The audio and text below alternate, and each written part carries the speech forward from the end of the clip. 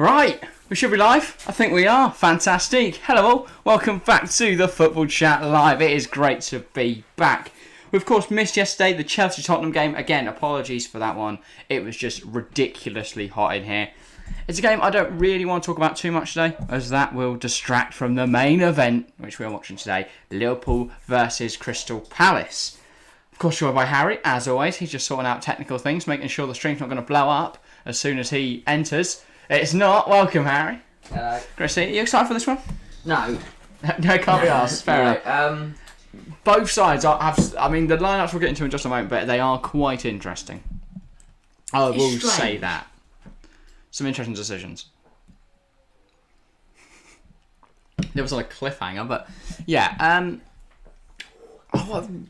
Should I just run through them and then we can discuss them, obviously? Oh, yeah. Obviously, first going into this game after game week 1, Palace lost to Arsenal, but they looked good in spells. They didn't look bad. And the Arsenal side looked very, very decent, and we know they are going to go on to big things this season. For Liverpool, it was an abysmal draw against Fulham. A great performance, but sloppy defensively. I think Fulham looked good though. But 2 defensive errors from Liverpool is very rare. Error from Van Dijk, error from Trent allowed Mitrovic to get his ball. And I think they're very lucky they drew that game. Do you think there's a chance we see another upset tonight? Maybe. I think the Palace side looks really good. Should we get into those lineups then? Yeah. And then we will discuss them in depth. And yeah.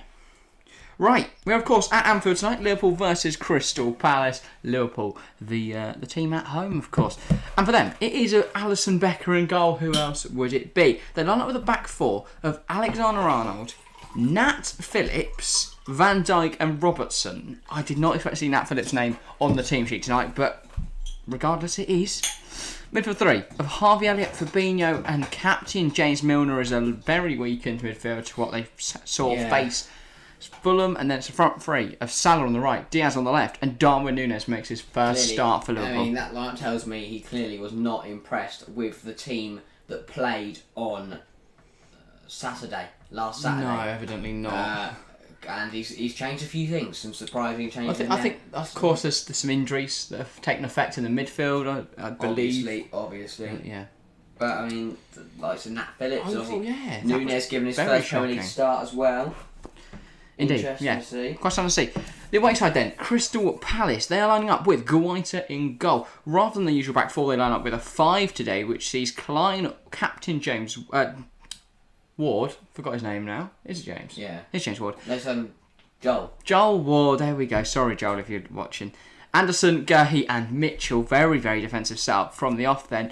Midfield 4 of, this says Ayew, Doucouré, Schlupp, Zaha, and then Eze leading the line. My guess would be Ayew will lead the line, Eze out wide, but maybe Eze will lead the line if they're looking to play a false 9 figure up there. He just doesn't really show. I don't think he's got the physicality to play up front. That team screams to me, we're going to go to Anfield, we're going to park the bus and hope to get a point and maybe get a goal on the counter. I was going to say, maybe that is why they've got Eze on the counter. But even then, would you not have Zaha up there? He's starting left mid.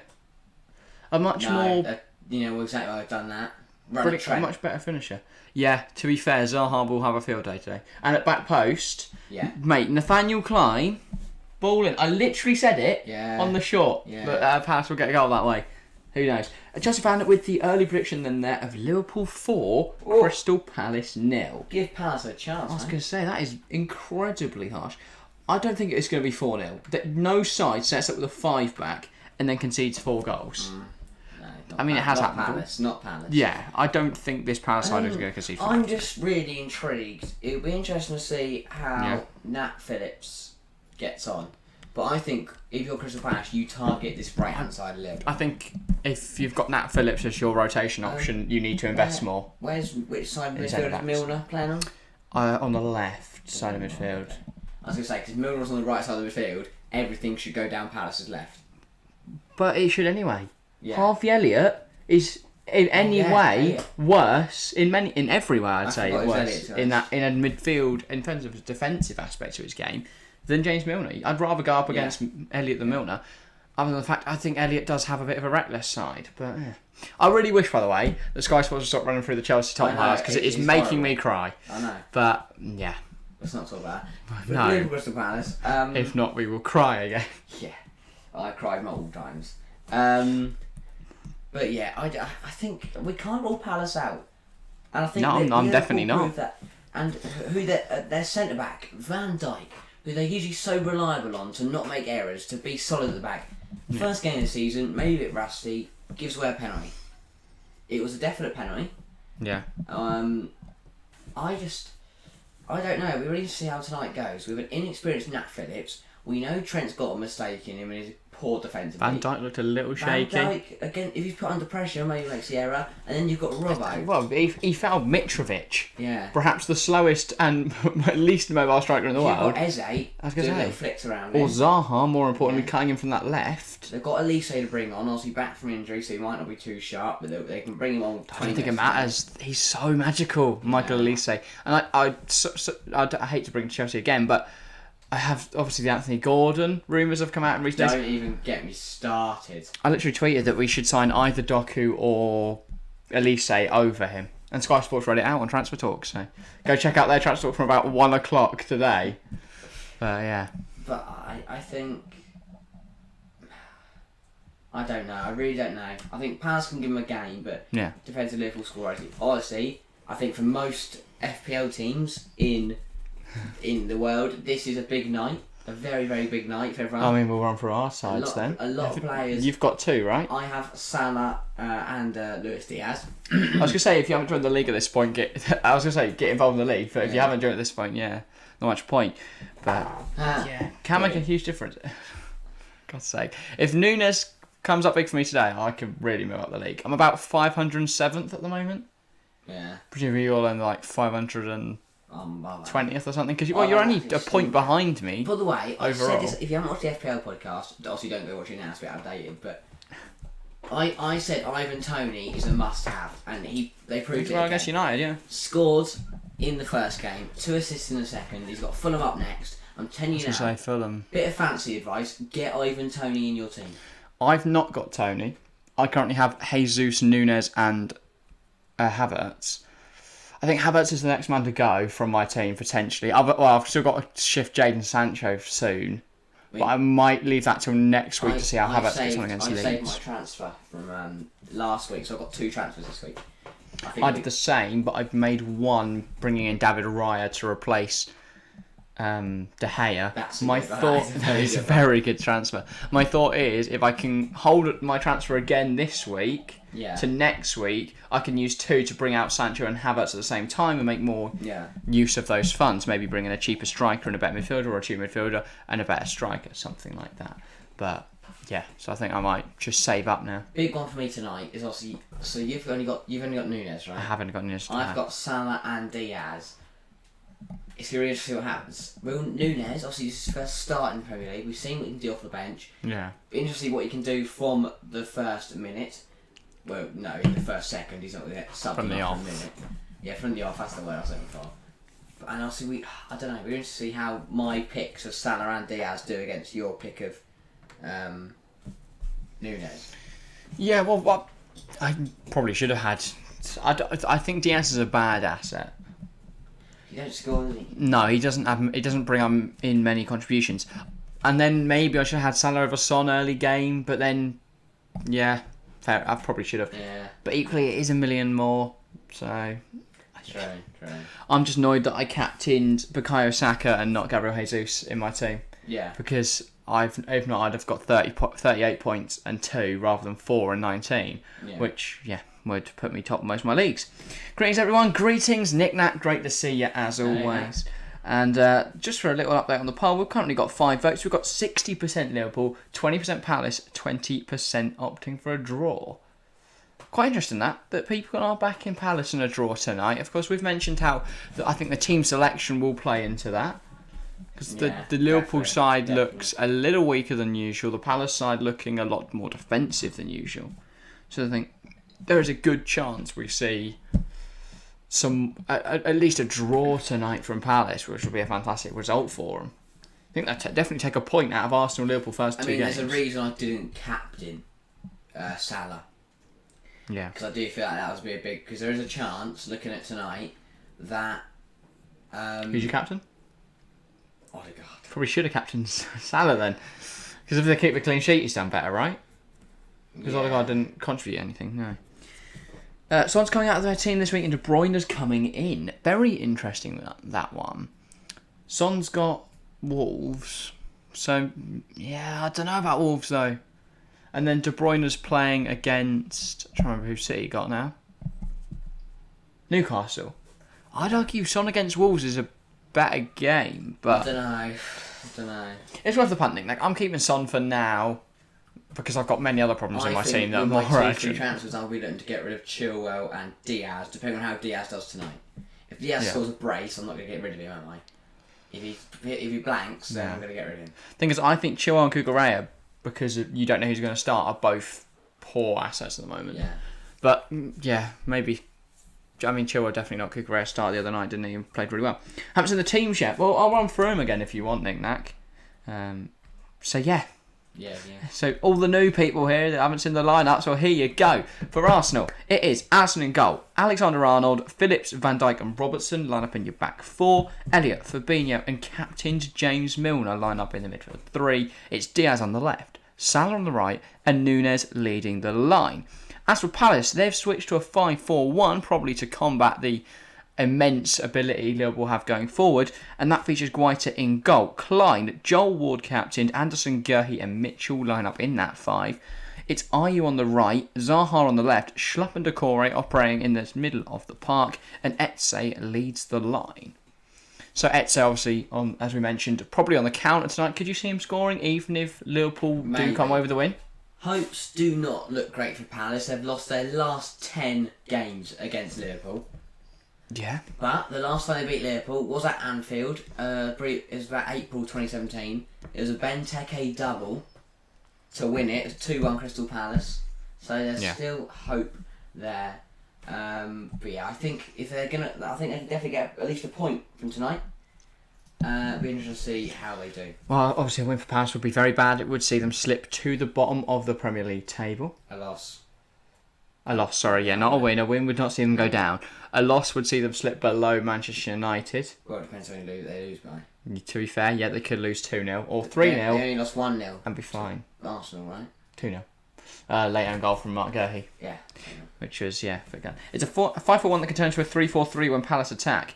It can, I don't think it will, though. I think Palace will set a bit more defensively. I think, if anything, to be fair, 3-4-3 they could switch to. Yeah. Which would make sense. But I don't think there would be much attacking done. More counter-attacking. I think you've got to put pressure on. You can't just have it set up there. So presumably it does switch to 3-4-3. Zaha puts pressure on Trent and wins the ball back and scores. As soon as they get in your half, you get 11 men behind the ball, part of the bus. Oh yeah, Zaha and Ayew track back. I'll be honest, defensively, I suppose we saw a 5-5. Mitchell drop deeper. But they don't have an outlet, so they might say 5-4-1. I think at times, Eze will drop deeper. That's another, going back to FPL, I have Tyreek Mitchell. What do you think of that as a pick? Not tonight. No, obviously he's my third sub. I think definitely some tonight and last game. Between the him problem and Neco is, Williams. Yeah, Neco Williams been much better. I'll have Neco starting next week because they face who Forest got? Everton, isn't it? I think it's Everton. Yeah. Yeah, so that's there should be some big points there. He played really well against West Ham and thoroughly impressed. Yeah, he's more than replaced DJ Spence at Forest. What a performance from Nottingham Forest against West Ham. Yesterday. Obviously, Dean Henderson saving a penalty. the day after, David De Gea had an absolute shocker. It was a terrible penalty from Declan Rice, though. Because still had to save it. He did, but it was still a terrible penalty. Yeah, but Sky Sports just... Gary Neville, by the way. Why does everyone now hate Gary Neville? I don't really know. It was Carragher who said about the fact that Neville loved the Glazers and they gave him money. Yeah, exactly. Never complained when they were paying him, but now that they're not paying him and now that United are losing, he's got a massive problem with them. Yeah. But it's like, well, yeah. Carragher did the same thing. They've made it up now. They're standing next to each other on the panel. It doesn't mean they've made it up. They're being paid to be friends. No, they're doing like off camera. Oh wow! Centre back passing last season. Wacky Anderson made the most successful long pass. That's very well done. That's really impressive. And the highest opposition. So what I players for passed with a is pass. The ball over the top into Eze or the diagonal ball to Zaha. See, I think Liverpool have lost a lot more than people expect without Mane. Yeah. I think they lose a lot of their running in behind. Diaz is a very tricky winger. Salah is very good over the top, and Nunez is a great hold-up player. But other than Salah, Liverpool's main tactic from previous years has been ball over the top a lot of the time, either from the centre halves or from the fullbacks. I know obviously they can cross it now to Nunez, which does add a new dimension to their game, but equally they could do that last year with Diego Jota.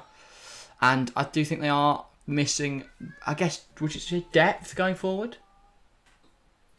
Yeah, because if they take Nunez starts tonight, but without Nunez you haven't got Firmino, who, let's be honest, in the Community Shield and in the game against Fulham he was rubbish. Yeah, I think it says a lot when Nunez comes on, has so much more of an impact. Yeah. I don't think Fabinho's rubbish. I just don't think he fits the Liverpool system anymore. And I think a sale and bringing in a good young striker that would be happy to learn. Well, I guess Nunez is that good young striker though, so maybe you go for someone more experienced. Yeah. Maybe you look at Memphis Depay, someone who is very versatile and ex-Man United. So really rub it in their face when he scores their 14th on Monday night. But Liverpool seems to be done now in the market, which I find interesting when you've got Nat Phillips deputising at centre half today. But not deputising, but deputising, as in like deputy. Oh, not as in no, it's certainly not his debut. As a Crystal Palace against Arsenal, it was the first 20 minutes where they struggled really. Yeah, Palace looked decent. I also don't think they deserved to lose that game. If you look at the numbers and the way the play panned out, they just lack clinicality. 2-0 makes it look like they really struggled, or at least Arsenal dominated to some extent. But realistically, it was an own goal from Mark Guehi for the second one, and Palace should have scored twice with chances for Eze and Edouard, which should have realistically been put home. Yeah. No doubt in my mind that they should have been finished, those chances. I think if they can, Crystal Palace, they want anything out of tonight's game, they have to be clinical. Yeah. Tottenham trying to sign Milinkovic-Savic. I think that is a very smart transfer. I don't want to talk about Tottenham. Well, we've still got to talk about them, come on. But yeah, Tottenham trying to sign Milinkovic-Savic. I think he would add a lot to their midfield, because I do think when they rotate, after Basuma, what does that leave them with? After Højbjerg and Bentancur obviously starting, you rotate Basuma. After that, you're looking at Oliver Skipp, who I think is a fine player, but he's not a Milinkovic-Savic-esque player. Guys, Chelsea got robbed. Yes, Rasmussen, they really did. We didn't really want to talk about it in too much depth today, but the level of refereeing on Sunday yesterday was a disgrace. But yeah, we moved. I'll be honest, I'm trying to look at it through a rational sense, but in my head, because I think it helps to break it down easier. Before kick-off, I would have taken a point. So obviously the way that we lost is very hurtful, I guess you could say. Annoying, frustrating, I guess, to lose in that manner. But equally, from a results-based overview, outlook, I guess you could say, I'm happy with a point against Tottenham. I know the way that the game panned out, we should have won it, but I'm taking a point. If they'd just grabbed the last-minute winner and it had really been a kicking, really, undeserved equalisation. But the manner in way, the way I know. I'm trying to take, and how they got given the first goal, and I was trying to remove that to make, because I think I'm very happy with the performance. We look really, really good. The result, as much as it's frustrating if you've watched the game, on paper, it's a very good result to take a point against a Tottenham side that looked really good. The Premier League did have something to say, about the Romero Cucurella incident, they said they aren't going to take any further action because pulling someone's hair is not against the rules. So next time you go to play a football game, guys, you can yank people's hair because that is legal to do in a football game, apparently. Completely fine. Sterling is flat to deceive so far. That was the one thing that concerned me about the game, was Sterling and Havertz both missed big chances. I think, yes, it's annoying, but equally, as long as it's not like ages until they start scoring, it's fine. Plus, with Armando Broja on the bench, yeah, he did get an assist, but with Armando Broja on the bench as well, we've got that extra bit of security if those two can't find the net. So I'm not unduly worried. Of course, if we get to January and the three of them have got like 2 goals between them, then we need a striker. But after 2 games, neither of them scoring doesn't really concern me. No. I think the Everton game, clearly we were still gelling as a side. And we looked very lethargic. Against Tottenham, though, we looked fantastic. I want to give a shout out as well to Loftus-Cheek, because I think in that game he was absolutely superb. In a role that he's not really used to. Taylor's getting worse. It's mental, but genuinely, I think Anthony Taylor is perhaps the worst referee in the Premier League history. I think as much as people give Mark Clattenburg his stick, I don't think Mark Clattenburg was that bad. He just had like big games which people remember him being bad in, and a lot of his comments post-refereeing have been quite controversial. But I think in terms of at the time he was all right, but and not as bad as Taylor. I get what you mean, because obviously you have refs. Was it John Moss who Chelsea Arsenal sent off Gibbs? Sorry, sent off Chamberlain rather than Gibbs. But he's a good ref, John Moss. Yeah. I'd say John Moss is a good ref, and everyone makes mistakes. Now VAR would obviously cut that out, and it's impossible one to call, because if you think that one player's made the challenge and another one's trying to protest that they've done it, well, there's a lot of different ways that could have. The thing is, what annoys me most is this is not the first time Anthony Taylor has done badly in a Chelsea game. Yeah. Arsenal 90th. in both Arsenal FA Cup final, where he sent off Kovacic for doing nothing. Obviously, Chelsea-Liverpool last year was horrific. And obviously that game, it's just, I give up. Yeah. Taylor did let the game flow, though, which I'm usually a fan of. I would agree. I really enjoy letting the game flow, but there has to be rules for a reason. Obviously, things have to be adhered to. And they weren't in this game, I don't think. I would also like to say, it wasn't just Anthony Taylor, it was the whole operation. The linesmen were rubbish. The fact that Mike Dean watched the whole game pan out and never mentioned anything is insane to me. It was an officiating disaster. But that's what you get when you have Anthony Taylor and Mike Dean combined. Anyway, we've got 7 minutes to kick off, so we better run through some predictions. I just want to quickly mention everything in chat.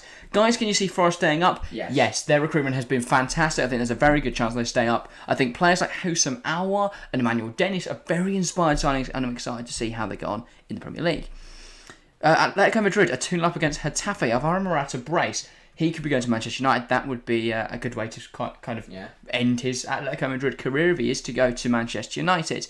Mashik, welcome to the stream. We need a forward still. I don't think we do, Chelsea fan. I think I would rather believe in Havertz and Sterling and trust Broja to come in as a rotation option. I think we need to give Broja a good more minutes. And if they all fail, then Jude Sousek-Bell is still at the club. So we do have an option. Because again, as much as Havertz and Sterling haven't scored yet, the Tottenham game was very promising, especially from Havertz. Havertz looked exceptional. He just couldn't get that last goal. Thousands of Chelsea fans signed a petition to ban Taylor from reffing Chelsea games. Yeah, well, it happened before. And it's mental that this is the second time there's been a petition, but it has reached over 100k signatures overnight. I don't know if it's the same petition, and you imagine so if it's 100,000 overnight, but yeah. It was a free-for-all from the get-go. He never controls game. Anthony Taylor is a mess. Kante is out now, for fuck's sake. Yeah. I think it's annoying we've got no Kante or Kovacic. It does leave me worried because I don't know if Gallagher and Jorginho in the midfield is going to work. I think that leaves us very exposed. Well, we're playing Leeds. But hopefully... Well, Leeds look really good. I think if there's anyone that's going to surprise us, it's going to be Leeds. Yeah. I'll laugh if Man United get relegated. Equally, Liverpool lose tonight. They're only 1 point off United, so... Yeah, exactly. So maybe Liverpool fans should stop talking, because if Palace do win tonight, You never know next Monday. You never know. There is good. Yeah. I'll be honest, I would triple captain Salah because I think he'll score 14. Speaking of Kante's injury, just to say, feel bad for Diego Carlos. Yeah, Obviously, he's ruptured his Achilles tendon on Saturday, and he's out for around 6 Especially to 9 when you've months. just moved to a club in a new league, in a new country, in a new culture. There's so much else to adapt to, and to get injured in your second game. And he looked phenomenal. And of course, you can look at it like that, but also you look at it as Villa don't now have a centre back. I know they're looking at Jason Denayer on a free, but I don't think he's very good. Recovery for Villa's sake and for Diego Well, Carlos. I was going to say, I imagine that'll be the end of the season, as you say. So Yeah, he won't. Wow. How long's Kante out for Chelsea fan? I believe it's a good month, I think. But he has had a lot of recurring injuries, and that's why I would sell him. I would have sold him in the window just gone. But we needed to buy a DM this window, so that when we get to next year and sell Kante, for example, we're alright. Maybe it's just not shaved for a few weeks. Should we get predictions? Or a day. Yes, right, quickly. We've got 4 minutes to kick off. Who do you think is going to win, score, first scorer? I think he went 3-0, something like that. Can't remember. I'm going to say 2-0 Liverpool with a goal from Salah. A goal from Salah and a goal from Diaz. That is very interesting. I'm going to go, looking at the teams, 1-0. And I think Liverpool will score first. Liverpool will score first. It'll be about the 65th minute with Darwin Nunez. Yeah. And it's going to be assisted by Harvey Elliott. Great ball over the top. He's going to head it past the keeper. And then in the 88th minute, it will be... Oh, Benteke's not there. That would have been so good, wouldn't it? It's not going to be Joel Ward. I'll go Odson Edouard to score his first goal of the campaign. And to rescue a draw. And that would be fantastic for Crystal Palace and a massive disappointment for Liverpool. Realistically, it's going to be 4-0 Liverpool or 0-0. But I'm going to go 1-1 in the hope that we get a good game of football here. But, yeah. I do think a Liverpool drubbing is on the cards to potentially get them ready for next Monday. Right? He looks like that bloke off Impractical Jokers. Right, I need to see this. Maybe it is. Maybe it was a joke. That's one that... No, he did the United Brighton game when McTominay should have been sent off. No, mate, that doesn't narrow it down. That is every game. McTominay should have been sent off. They're focusing on Nunez, of course, his first start. They're focusing in on... There's another camera from Van Dijk to Harvey Elliott. Here it is. Where's the ref? We don't want to look at them. No, we're looking at the ref. Nat Phillips. They're just like, he's here. There. Oh, you can't see him because Nat Phillips. Oh, no. Yeah, no, I can kind of see it. But Nat Phillips, because it was Nat Phillips had to go fast. 6 weeks, yeah, that's a long one for Kante. Don't you dare say that. I'll go for a narrow win for Liverpool 2-0, an early goal from Nunez in the 5th minute and a late goal from Salah in the 85th. I'll go first goal. If Nunez is getting the assist for the second one, I'm 100% taking that for my fantasy team only. First goal from Salah in the 62nd. Yeah. I think it will take Liverpool a long time to break Palace down. Palace do seem to be set up to at least keep the score down. Exactly. Yes, but my fear is that if Liverpool can break that down early, then Palace's plan goes out the window. Similar to West Ham. West Ham conceded in the first half and that was their plan done. Yeah. Because they remained very tactically and defensively astute until that goal and then they had to go for the game in the second half. It's very different to the get for against Fulham. Fulham could go for it in front of their home crowd. They had no much. You can't. At Anfield, it's very risky to go for it, especially Crystal Palace. Also, if you're a bigger side, you could go for it, but I think they have no option but to try and defend, try and get a point, hit him on the counter. Boy, this Palace away shirt. Guys, do you rate Neil? Mope's strike rate isn't amazing, 1 in 4. Okay, well, he doesn't. I think Neil Mope is incredibly underrated because the problem is he is not a goal scoring striker. By the way, Sky have it as Zaha starting up front, which is how I would have had it as well. So I think him running at the Liverpool defence will be scary. 5-4, and then Zaha on the last man running behind Trent and Ben Davies. Nat Phillips. But yeah, Mope, I think as a second striker, he will be fantastic. He does not work in a solo striker formation, which is what Brighton have always played. But yeah, I have just seen the next message in chat. The plan doesn't go out the window at 1-0. They'll just keep going to try and nick something. Yeah, but I think if you get to the second half, I guess West Ham, Palace are in different situations. Maybe should have taken that into account. But yeah. Grantham Town 3, AFC Shielding 1. That's great to see. Look, Grantham, Super Grantham. That's great to see. Of course, we do have Grantham Town with the TFC clubs now. Are FC Non, Grantham Town. I'd like to add another one because they're a team I manage on Football Manager. FC Roskilde. They're in the lower leagues of the Danish football, and they are a very, very good little club. And yeah, they're who I've been managing on Football Manager. I've managed to get them up to the Championship now, so I'm killing it. But yeah, by the way, polling chat now, 64% think Liverpool will win, 18% predicting a Palace victory, 18% also going for a draw. So, yeah. Mohammed, come and see the game too or not? Unfortunately not, Mohammed. We cannot broadcast the game because we do not have the rights. You're more than free to join us. We are going to be providing live commentary, reactions and analysis of all the action over the next 90 minutes. If you're not into that, then feel free to go. Josh, 35, welcome to the stream. He said hi, and TFC hi. Great to see ya, Josh. Palace, get us underway here at Anfield for this Monday night game, which will round off game week 2. It's been a fantastic start to the Premier League season. I'm excited to see the direction in which the season takes from here. Right, quick few chat messages before we get into this game. Hello, football chat. Please say hi. Hi, Josh, hello. 35. Great to see you. Josh, 35. Fabinho. Nat Phillips. Back into the side. I don't think he's played in a while. It wouldn't surprise me if it's something like hasn't played since February 2022. Because he didn't play in the back half of last season, as far as I remember. To be fair, Feb 22 isn't too long ago. Yeah, maybe it's even earlier than that. Trent already putting the ball in there. Nunez, almost got there. Milner, if he could shoot, that's a goal. Easy as. That should be 1-0. And Josh 35 is going Liverpool 3-0. That should be 1-0. Nunez almost got there. My fantasy team's eyes were absolutely loving that one, but it's not far away at all. Milner catches out Ayew and then just fails to the finish. But this is where I think Liverpool's biggest downfall is, and it's in the midfield areas. Because even when they have their full strength, I don't think a midfield 3 of Thiago, Fabinho, Henderson is fighting for the league, or at least like Champions League quality at all. So I don't think they'll be up there this year. Oh, well, it's down already.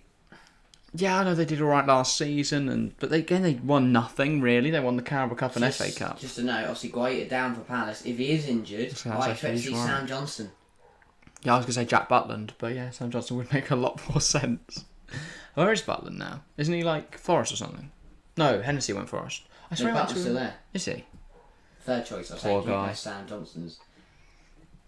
But people tipped that man to be England's number 1 for years, and he made about 2 appearances. And he looks so good at Stoke. Yeah, got relegated for Stoke and has vanished.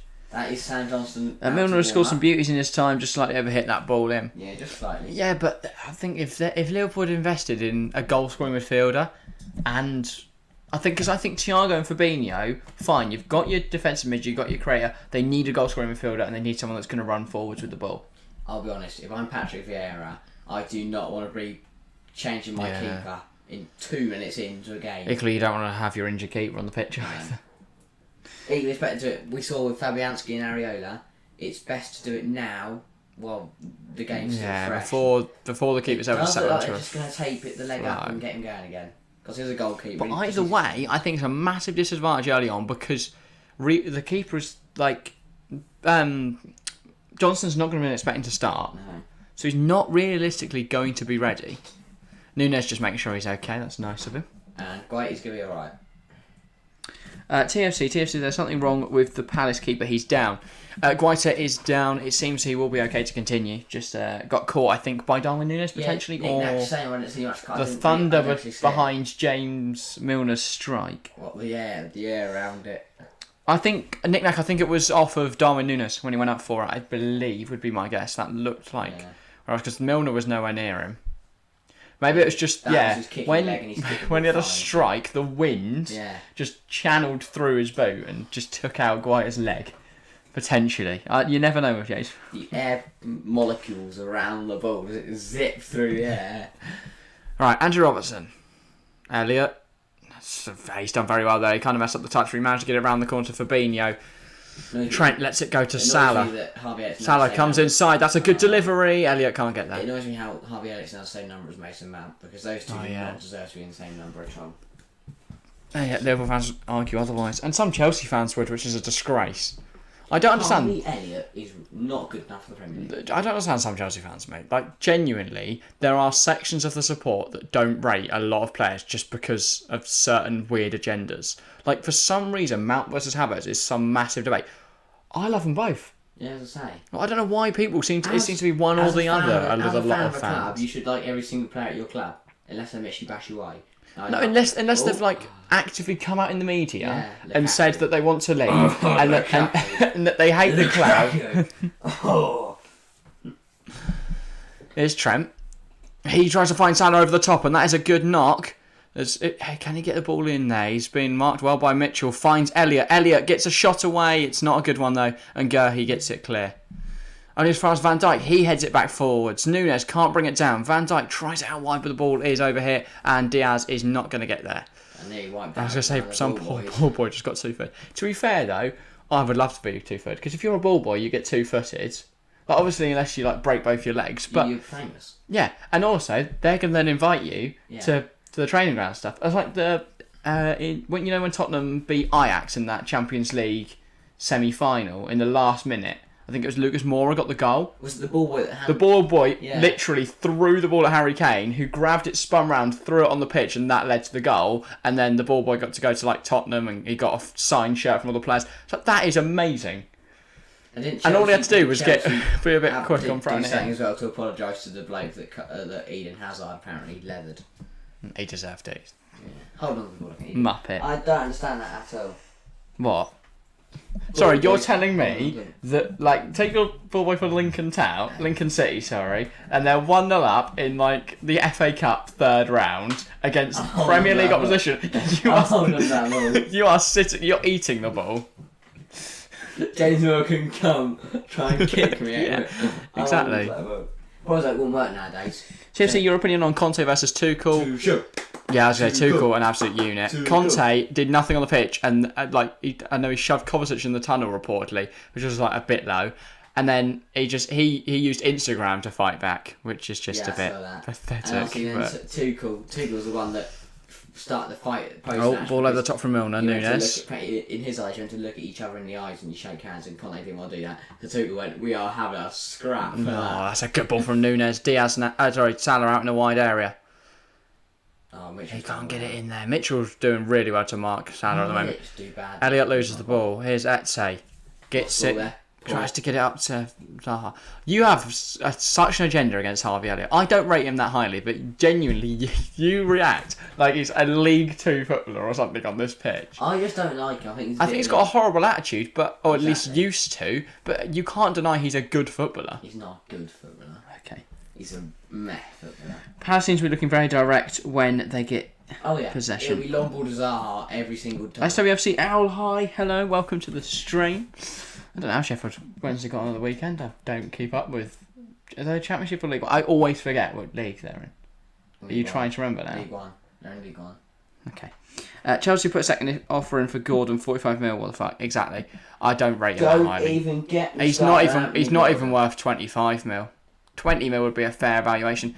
If we buy him, I will cry. He's clever. If Tuchel wants him, then back him all the way. No. Yeah. No. I'd back Thomas Tuchel, whatever transfer he deems. I will back Thomas Tuchel. If Anthony Gordon... Gordon. No. If Anthony Gordon was unveiled in a Chelsea shirt tomorrow, then I'll back him all the way.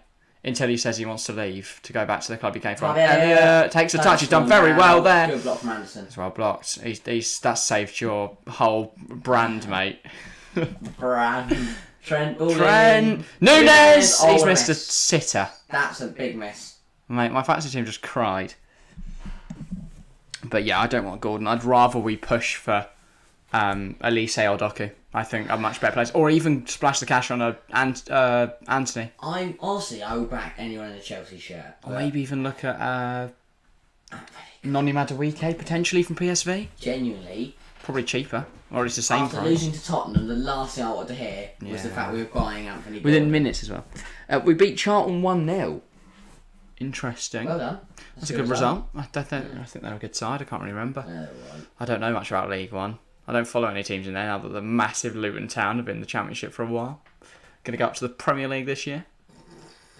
What? Just gotta keep. Mate, we literally drew with Burnley. And with Birmingham. And lost to Preston. But Preston look really good. Genuinely, Preston are unbeaten.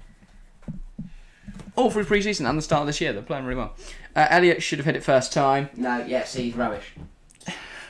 Should have hit it first time. Record from corners. Palace, one of the highest for conceding.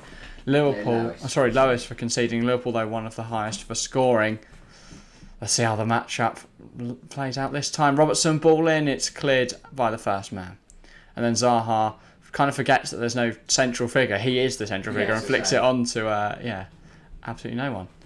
Diaz, Robertson, chance now for Liverpool. Robbo, the ball is over everyone. And Elliot has got there. Very well done to Harvey Elliott. Fabinho puts the ball in there. It's well cleared by Mark Gurhey. And then Mitchell tries to get it clear. Elliott manages to block it though. Salah, he can't get it gone. Ward makes a bit of a mess of it. Mitchell, it's into Fabinho and then it's out for a throw. Wow, this is gonna be it for the game. We're in for a lot. Looking anonymous though, only a matter of time for Liverpool score. I do sense that as well, mate. Liverpool look all over this Palace side. It's a shame, but yeah. Please break Pope against Brighton. He looked really good. He's in my fantasy team. He picked me up 10 points. Gotta love Nick Pope. Yeah, he looked very good. Mate, he evidently made a lot of saves. I did not watch the game. It was a 3 o'clock kickoff. But the fact he got 10 points, he kept the clean sheet and got all the bonus points, he must have done something. Right, here's Zaha. Where's Trent's gone walkies? He's right there. Mitchell, ball in. Delivery's not great, and Milner manages to get back and do Trent's job. No, to be fair, Trent was out wide. Salah tries to switch the play to Diaz, but the ball's behind him, and Klein's missed it though. Oh, see, ex-Liverpool. Yeah, maybe he's a double agent. Here comes Diaz. No, I think he is. Coming inside. This is the problem. Diaz, I think he often tries to do too much. I'm not saying he has there, because Liverpool obviously held onto the ball, but I do think sometimes he should just try and hit the byline, cross it in, and he just comes inside or, goes for a dribble. And it doesn't really work. Pope was on fire. Yeah, well, I mean, he's in my fantasy team, he did really well. I'm not going to have him in there against City because I'm not a psycho. I've brought in David Raya now instead of De Gea, and I think against Fulham, keep him in there. Mate, there is not a chance that Newcastle get a clean sheet. And if they do, fair enough, and I'll be very annoyed because I have Trippier and Pope on the bench, but I don't think they will. Klein's lost out cheaply there. Anderson against Nunez. Diaz wins it back, but then Palace have got it back. To be fair to him, other than the Nunez chance, which should have been finished, and the other Nunez chance, though to be fair, that wasn't really Nunez was nowhere near that. It was more the Milner follow-up. But yeah. Fabinho. Ball over the top. Salah against Mitchell. Again, this is a battle we've seen already a few times tonight. He tries to find Milner. Milner's touch, though. Ball escapes him quite quickly. Yeah. James Milner. Is that a play for a Palace goal kick? And Palace look decent so far, but yeah, Liverpool definitely the dominant side, at least going forward. So, if you're a Palace fan, I would be worried. Oh, yeah. And Harvey Elliott's on a new long-term contract last Thursday, so that's good to see for Liverpool and Elliott. And of course, if you do enjoy watching Liverpool batter teams who aren't really of the same quality, well, join us next Monday. This time next week, we'll be back with Manchester United versus Liverpool. It could be double figures for the first time in Premier League history. We've got things up here like the class of '92 and. Like I say, we've got a Beckham 4-4-2 picture right there. Skulls. Maybe we'll have to move the whole set so we can have that in the background. What a lot of effort. Yeah, I was gonna say. To try and make that work, but yeah. And now they've got Martial. They haven't got Martial. They've got He's injured. Nat Phillips ball in. Guaita claims with ease. The problem is, Palace are so deep that every ball over the top is failing, and that is Liverpool's best tactic. And every cross is getting cut out by one of their 40 centre-backs, it feels like at the moment. Long balls going out and didn't quite work, but he does have a good knock on him. That's gone all the way out for a goal kick. Phillips looks knackered. Yeah, mate, he's not played football in a year. Or something like that, probably. I think it's still quite hot in the UK. Fabinho. Liverpool bringing it forwards. Goes out wide to Trent. Back to Fabinho. He goes to Van Dijk. Robbo, Phillips, wide to Harvey Elliott, who's kind of occupied Trent's position while Trent is roaming in midfield. Phillips tries the ball over the top. Nunez running onto it. Can he get there before it goes out of play? He can. Diaz in the middle has put the ball in there, but it is claimed by Guaita quite easily. Yeah. We've got the doors open tonight. I swear everyone around us trying the hardest possible to be like motorbike. I've children. I swewer that motorbike has literally just gone past the studio. Up and down, up and down. Yeah. They're going to come up the path. That's what I'm saying. Right next to it. That's what it sounds like. Someone's a bit late, got a new phone and had to set it up. It's completely fine. SWFCL. Future though, remember, you can watch on any other device. Yeah. On your laptops, on your computers. Of course, joking. Thanks for tuning in, regardless. On your gaming consoles, on your TVs, SWFCL. on your tablets, on your flip phone. You can't watch. I mean, it's not that you tune into pretty much every stream. Especially since it's unlikely we're going to do any Sheffield Wednesday content unless they get to like a final or we do like the Papa Johns. They're not in the Papa. They're in League One, aren't they? Yeah, they are in the Papa Johns. So if they got to the final, or if we had enough interest in the final of the Papa Johns Trophy, maybe we'd cover it. We could do the Papa Johns Trophy. Yeah, depending on the date, of course. It's Lincoln Sheffield Wednesday. It's an absolutely perfect scenario for us. That'd be so funny. Watching Lincoln lose. We won't go. I'll buy a Wednesday shirt just for that occasion. Robbo's got his two fingers strapped up together. I don't know what he's done to them, but he's clearly injured them. Probably just practice punching Nat Phillips in his massive head. Pre-game, he hasn't had them done this weekend. Do you reckon Nat Phillips would feel anything if you punched him in the head? I reckon he's that rock hard. A high foot from Nat Phillips. I was going to say Milner. If Phillips was there, he's out of position massively. I've got a studio. I've got a question. Is where you stream in a studio or your house or a studio in your house? Well, it's not in our house, but it's just outside the house, and it is a separate studio. That's why we refer to it as a studio. Separate building, yeah, to the house, and yeah, that is kind of the problem though with the heat at the moment. Is this studio is obviously not built amazing. Like it's not like to house level standards. That's a good hang on. Look, Robbo's in. Robbo brings it down on his right foot. Good block from Joel Ward. I've never said that sentence over. Oh, Diaz, can he get a shot away? Can quite manage to readjust himself and get up there. But yeah, that is the massive problem because this house, this building, it's pretty much a shed with insulation rather than a building. It's not made out of bricks, for it. So because obviously it's separate to the house, it's made to be warm. Which means in the summer it gets so hot. Yeah, because if not, in the winter it'd be horrific, and we can't. That's why I've seen the World Cup. That's why it's obviously insulated and things, so we can sit here during the England games and not freeze to death. But and also it's much easier to heat up this room though. We just put on a few heaters for about 5 minutes, and this room is really hot. But in terms of getting the hot air out, it's very hard. So. Especially at things like 4 o'clock. Yeah, 4 o'clock kickoffs is just really hard for us to do. That's why you notice we've been doing a lot of Friday and Monday games at 8 o'clock kickoffs. Yeah, and to be fair, like maybe a 5:30 would be, even that would probably be more manageable. It's just 4 o'clock at the moment seems to be the hottest point of the day. And obviously it's going to be really interesting the mix here because obviously after this heatwave in the UK we went to have thunderstorms. But yeah, so next week we have a 9 o'clock kickoff on Sunday. Yes. Real Sociedad versus Bar, so it's the latest kickoff we've ever covered, and it's also the first La Liga game we've ever covered because ITV are doing just 10 games on La Liga for free this year, so that's very exciting. I think Etse's offside, but he's going to go through anyway. He hasn't scored. The flag goes up. I think the flag should go up. The flag has now gone up, and Van Dijk has a lot to say to the linesman about the delay of his flag. Okay, buy an aircon.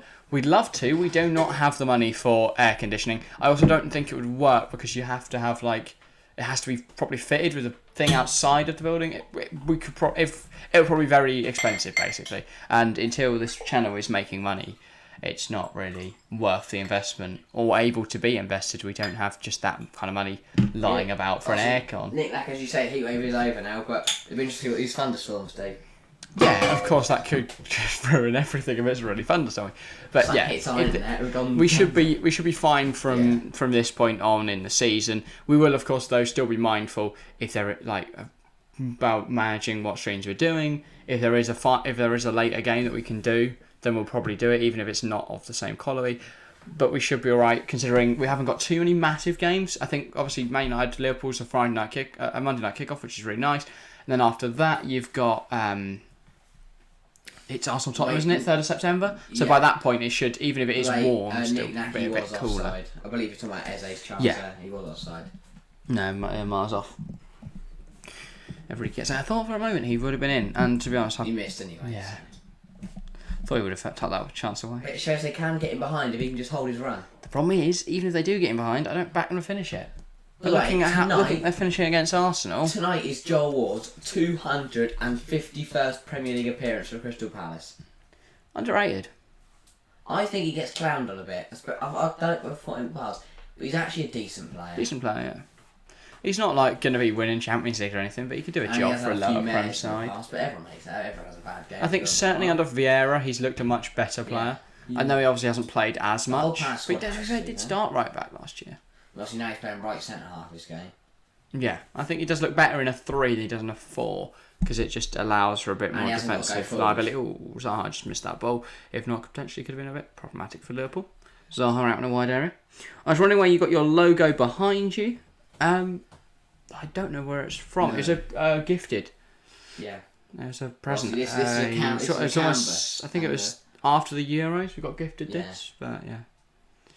We do plan to get another one with TF1C, but yeah, you basically just buy a canvas which you print something onto. Yeah. There's loads of websites that do it. I don't know which specific one did this, and it's not like they paid us to do it. So. No.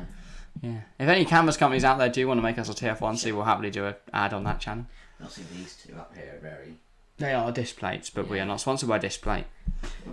Love them too, because I think their product's amazing. Love them. I have a lot of disc plates. I don't want to touch it. And then this isn't nailed in. This is like, I think it's sticky Velcro stuff. And here's Salah. Can't find Nunez. Good challenge by Anderson. Mitchell makes a howler of it. Nunez tried to get it out wide to Trent. Bit of miscommunication between Trent and Salah. Robbo at the back post. Nunez can't get there. Well cleared. Where are you? He gets it gone. But yeah, I don't know where it is from. Then yeah. First 20 minutes, it's been all Liverpool, as expected. I'm going to Newcastle versus Man City, and I'm travelling from London to watch Newcastle as I support them, and I hope Newcastle win. Well, I hope you enjoy the game. It should be a very good fixture. Make sure to tell us everything whenever we're live after that, which will be Sunday night if you're able to tune into that. Trent blocked by Anderson again. Directly up in the air. Can't get cleared. Robbo. Harvey Elliott. I know Elliott's going to score. Fabinho can't get there. Zaha also can't get there, and it's back to the Liverpool defence. It is very much just Palace trying to get it gone and not being able to. Liverpool really applying the pressure now. Trent ball in, Anderson gets it up. And out for a throw. I'll be honest, Crystal Palace are doing well so far, but they cannot do it for another 70 minutes. No, it's not sustainable, really. To be fair, if they can hold on to...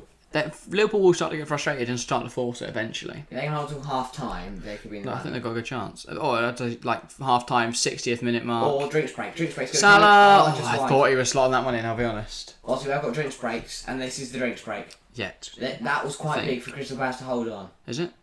Yeah. I thought the drinks break was a little bit later than this. No, don't think so. Just wide. Like 25 minutes they were in the other games, but the fact that showing so many replays would imply the opposite. Yeah. Yeah, we'll try and tune in on Sunday, depends on the time. Well, we'll be live from 8:30 for a 9 o'clock kickoff. So, yeah, you should be back from your trip to Newcastle City. Newcastle. Well, if not, you might be on a train somewhere. If you set that up, everyone on the train, drunk fans, all heading back to London, I guess. I don't know why. All individually watch it on their own phones. They're all like singing along. They're loving it. I don't know what we're singing. We'll sing Kumbaya. When Sociedad win. I think they've got a good chance. They've got a good little side. I didn't realise how decent their side was. I think they've got no Mikel Oyarzabal, but yeah, it should be a very good game. So tune into that. Then of course Monday night, Liverpool versus Manchester United. Yeah. Everyone knows how that will end. If Manchester United beat Liverpool, it would be, I'd say, probably the greatest thing to ever happen in the Premier League. Imagine if Liverpool lose this. Yeah. And then United beat them. Especially after how much they've been clowning on United fans, Liverpool fans have. They'd be behind them in the league. So. That'd be hilarious. Have them both down there. Yeah, or Liverpool losing and it's a draw. And they're on 1 and 2 points. And then Palace, obviously, have claimed points, so they're up there. And West Ham managed to beat whoever they've got. Doesn't go from distance. Not really troubling anyone. It wasn't too far away. Every time they have a chance, there's bodies in the way. Yeah. Palace are doing very well to defend very narrowly, because obviously they can with a 5-back. They can have 3 very condensed, and they're just condensing the area. It's very compact. It's very tight. It's very hard to find any space in and around the penalty area, which is where Liverpool love to operate. Even when they do, you find yourself with your back to goal, trying to twist and turn. You've got about 4 people around you. It's impossible to find any space. Everyone always talks about the whole Lampard versus Gerrard thing as the old ex-managers. Yeah. Vieira and company, I think, are both better tactically, than both of them. I think company and Lampard are close. No, not tactically. Lampard's tactics are not very good. I mean, overall, in terms of developing players and man management, I think Lampard's experience well. Very good. Obviously, Lampard led Derby to a playoff final. Obviously, Chelsea. I think Vieira's a long way ahead of him. Oh yeah, Vieira's masterful. I think he's close to Arteta. He's not at Arteta's level. Arteta is a fantastic manager. I don't really regard Arteta as an ex-player, because obviously he went into assistant manager at Liverpool City and he's been managing for years. Exactly. If we're going to do ex-players, it's pretty much everyone. Oh yeah, other than owner. Exactly. Like Thomas Tuchel, I don't think ever played to a very high standard. Klopp didn't. Ancelotti didn't. No, I can't remember. Actually, Conte, of course, was a fantastic player. Yeah. If you're judging the Premier League, maybe we'll have to do that. Ranking the Premier League managers as players. Guardiola. Yeah. Obviously. Well, him and Conte would be close, I'd say. And boy, we're only talking about England. Obviously, you got likes of Xavi in there. Who I'd say is a superb young coach, but I don't think him or Barca are ready to fight for the Liga or the Champions League. But genuinely, if Barca don't win anything this season, they are in a lot of trouble, because their current strategy of selling a load of assets and buying a load of big players to get them trophies, if they don't win anything, then in 5 years' time, Barcelona could be, on the verge of bankruptcy. No, that's a good tackle. It's quite interesting to see. I saw, I can't remember who said it, but I was watching a video about Barcelona, and apparently, if they were a normal business, they would be bankrupt. They would be liquidated by now. But because FC Barcelona, everyone involved in that, and Spain as a country, they've obviously tried to keep them afloat at all costs. And Orpheus Media coming in to buy a bit of Barca studios. Oh, Nunez, Elliot can't get a shot away. Nathaniel Klein does very well. He is. He's going to pick it up in the 87th minute and curl it top corner. Actually, it's got someone in the crowd's got the TSC logo, like a massive picture of my face and his logo. Are they? And he's just going to point at it and smile. Or do a massive wanker sign at you. To be fair, that would go global if that happened. Live on Skype, Harvey Elliott. I'm not sure the reason I want to go viral is because you hate Harvey Elliott and he mugged you off live against Crystal Palace. Yeah, no, you're not. I also don't think we'd gain from that as a brand. If anything, I don't think we're going to be on, oh wow, we've hit 1 million subs. Because everyone doesn't like Harvey Elliott. Turns out at half time they actually get passed on to the Gary Neville. That would be brilliant. At least I'd be terrified. We'd be suddenly on Sky Sports. How's fine? Overall viewers on Sky Sports Premier League and Sky If Sports suddenly Premier we're broadcasting from rather than the 6 watching now, we're on to millions. Yeah, easy. 10 million people. Easy. Get involved. You can't see them. If 10 million people were stood in front of me and I had to talk to them, maybe not, but that's him. Do you want to go through some chat anyway? And are you? Yeah, sure, I'll give it a minute. I was just looking at other scores. Juve currently beating Sassuolo 2-0. Oh, yes, and Atleti did beat Getafe 3-0. Earlier today, Napoli beat Hellas Verona 5-2. What a game that was. See, Real Madrid also got out of jail last night as well. Half-time, 1-0 literally there, Florentino Perez having a sneak out. It was a David Dalaba absolute screamer of a free kick. Mm-hmm. Wow. It was beautiful. Anyhow. I can tune in. I'm staying in Darlington, that's close to Newcastle. Alright, yeah. Well, see you there then. Josh, 35. Van Dijk, forced into a shot from 35 yards. That was a few minutes ago now. I've only got 83 subs. Don't worry about it, mate. We've got even less than that on the TF1C channel. You just got to keep pushing forward. Everyone starts on 0. You just keep working, you'll get there. Yeah, it's about the grind. Never stops. That's a good ball. Yeah, we're in here pretty much daily. We sleep. Making content. In here, we don't eat. We don't sleep. We are in here 24 hours a day. Oh, wait, Nathaniel Klein's just bailed out Liverpool. Like, because they had Palace. They had 3 going forward, Liverpool, and Palace had no one back. Do you guys know, we took after the stream, yeah, we're straight recording again. We're not. But we will be recording tomorrow morning, and we were recording this morning, and we'll probably be recording Wednesday morning, depending on what we've got done. Oh, Salah! Good catch. Heads it straight to Guaita. Yeah. And even if we're not recording, we'll be editing stuff. Knick-knack. 83-1. Yeah. Good one. Where's Gary? Gary Wiseman. every stream, mate, you wonder where Gary's at. Oh, Gary. Is it like that Fish Kings thing where we say their name and they suddenly appear?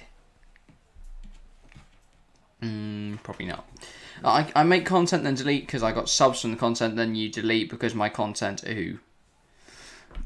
Mate, don't worry about don't think too much about what you've made. Just that's the thing. Don't delete old content. Yeah, that's a big one. I know. Obviously, we've known a few people who do that, and they lose. Obviously, they lose views. They lose. You just lose all your momentum. I, not you. And then I'm not deleting your content, but. Yeah, because we've got stuff on this channel from years ago. Probably if we get to like 5 years, then I'll start removing some of the stuff that's with like other people from back in the day and keep it very much our brand. But for now, if you want to watch through an archive of every TFC video we've ever made, you can go back and watch last year's Euros, which were very different to what this is now. Yeah, it's a completely different show in terms of the format and the energy and the style and. Yeah, also, it was all on there. It was the Euros and the Euro final. Yeah, but we've still got videos from 2 years ago. Yeah. And streams from then, and it's just like all the COVID videos. You can watch all the way through the progression. Even before then, I wasn't even in there. You can listen to the podcasts from when we didn't even have cameras, and it was me and Kieran just sat there talking into our. We literally did it on the Instagram call. Yeah. And he would record the audio from that, and that would be the video. So yeah. And there was the actual visuals of it was literally just a picture of football. You can go back and listen to them. We did quite a lot of content. I think our first one was called Neymar, Bale and Bruce. Yes. And eventually, of course, we brought in visuals and stuff. But we were still just recording on our phones. We've come a long way. Yeah. Hopefully, we never have to go through the whole online Salah. recording. Do you think we won't, will we? No, unless you're planning on moving out. Yeah, well, to be fair, it might go backwards in transitioning, because say like you're away and stuff. Yeah. Here comes Zaha. Zaha against Van Dijk. Oh, it's a goal. Oh, will it be allowed to count? No, it does count. So, oh my, that's caught me out. It's 1-0. It's Liverpool 0, Crystal Palace 1, and this is what we were saying. But Liverpool can be caught out, but Zaha doesn't even know he scored. No, he's confused. Literally, one through ball, suddenly Zaha's through on goal, and it's 1-0. What did we say? Wow. Zaha on the last man. Here we go. Yeah. And on the counter-attack... Goes on from Guaita. Did Etse get the assist as well? Exactly. Fabinho misses out. Where it's there 2-on-2. And Nat Phillips... Zaha's on. Nat Phillips he just gets caught out. Zaha's through on goal. Touch. Wow. Touch. Beautiful finish. Not off at all. 1-0 Palace. It's onside. Zaha scores. Brilliant little bit of movement from Etse. Got it now, took him out of my fantasy. And everyone clowns on Manchester United. And I don't want to talk too soon. But... yeah. United fans will probably want to be... That's exactly how Vieira set up. We're going to sit defensively. Try and sweep while you're... bide their time. And find their goal. Wait, you back. But yeah, I had Etse in my original FPL draft and I took him out for Jadon Sancho. And very sad. I am very sad. I had Etse and Haaland rather than Sancho and Nunez and like someone else. Yeah. I had a cheaper defender that I brought in Doherty and stuff, and I thought that was a better decision. Boy, was I wrong. To be fair, Nunez has done alright, but not been much worse than Haaland. If anything, their points have been fairly level. Obviously, until this. Nick, yeah, completely agree. Tactical masterclass from Vieira, and that has come just before the drinks break. And completely against the run of play. Yeah. But Liverpool now, they've got 70 minutes. Sorry, not even that. They've got 56 minutes to turn this game around. There's a lot of pressure. Oh, Mitchell's down on the pitch. That's not good. I haven't tweeted yet. I mean, yeah. That they've played the tactics are like the absolute trait. They weathered the storm. They fought off Liverpool. They were getting in crucial blocks, crucial saves, and then they get their one opportunity and they take it. And that is what they lacked against Arsenal, was clinicality. But who else but Wilf Zaha? Give him one opportunity, he will take it. He will take that opportunity. Could this be massive, though? Liverpool's slow start of the season? Because if I'm looking at it from Liverpool's perspective right now, they are 5 points. If this ends the way it does, they're 5 points off Manchester City. And Arsenal. Already. And Arsenal. 3 points off Tottenham and Chelsea. Obviously, it's not season over. That kind of margin can be made up in the games against them, obviously. But it's a massive deficit to start from. And the risk they put them at is that if that gap is still the same when they play City and they lose, they're then 8 points off City. Yeah. And we know Manchester City do and not. I know they've got a free win next Monday, probably, but that'll be obviously Nunez has a go. There's no way. Honestly, this game is far from over. Yo, HSL, welcome back. Hello. The yo exclamation mark. He's buzzing to be back, and it's great to see you, HSL. Joined at a perfect time. Yeah. As an Everton fan, I'm sure you're absolutely loving Obviously, this game's far from over. If it was to finish like this, though, yeah, Liverpool, in the Man United game will be a real test. Because if they were to drop points against United, the world, oh my God, it's set on fire. It's over. It would explode. By the way, HSL, I just want to ask quickly, what do you think of the Anthony Gordon deal? I want to hear from an Everton fan what your thoughts on that deal would be. Would you want him to leave? How highly do you rate him? All that kind of stuff. I want to hear, because I've not heard from many Everton fans. The ones I have seen talking about it, they want like 50 million plus Breuer and Gallagher, and some are more than happy to let him leave for 40. Yeah. So it's quite mixed opinions. So make sure to get involved. I want to hear of what you think. So time for Liverpool to turn this round. There certainly is, Nick. This game is far from over, but this is a massive blow to Liverpool early in this game. Yeah. I know since the start of last season, they're the team that's picked up the most points from losing positions, 19, which is quite insane. But I also do think that says a lot about their porous defence. Yeah. About how they do concede a lot and then have to bring it back. Trent, it's blocked again. Nunez can't get there. Ward gets there, and now Ward going on a mazy dribble, and I mean he's done well to just hang on to the ball. Phillips. Cross to Robertson. Liverpool coming forward with it now. They're looking dangerous again. Here's Luis Diaz. We know that he's very difficult to stop running at you, but he does have to give it inside to Fabinho, who knocks it back to Phillips, and now Liverpool will build down the right. Elliott goes back to Phillips. He's quite slow at the moment from Liverpool. Yeah, I think they're trying everything. They're just now building it break up. Down Palace. Etse. They can't afford to rush. They can't afford to panic. They are coming forward again now, though, Palace. Here is Zaha against Phillips. He's got Etse up there for support. He's got many players with him. Here's Cheikh Doucouré. The new signing has a strike, and it's not far away. Did it? I don't think it came off. I don't think it came off. I don't know. I'm an Everton fan, but since I'm not local, I don't have anything against Liverpool. I like them quite a bit. Well, fair enough then, HSL. Yeah. I guess if you're not local, that doesn't make sense. Positions. All players in the middle, but obviously the big one stands out is Zaha on the halfway line, on the last man at all times. And he's got the ball again. He's running at Phillips. Struggling. Zaha! Oh, the shot. The shot wasn't bad. No. He is apologising to Etse. He's done well working in space there, but I'd expect a better shot. What's he doing shooting from there? I think Zaha saw the guy who scored a minute ago and was like, let's repeat this, but didn't quite come off that time, but not far away. Nunez against Anderson. Anderson does very well. I don't think that's a penalty. He's done very well to bring him down there. It's certainly not a penalty, I don't think. Very minimal contact between Anderson and Nunez. Nunez goes to ground a little easily, I think, there. Elliott runs over in a circle, goes back to Trent. Trent, ball over the top. Diaz can't get there. Anderson again does brilliantly. I genuinely think Joachim Anderson is one of the most underrated centre-halves in the Prem. And if Chelsea are looking for a budget option, I think it's a little early because he has only had a year at Palace. But potentially next season, I would want to bring in Joachim Anderson. He looks fantastic. Yeah, definitely. Very big and strong aerial presence.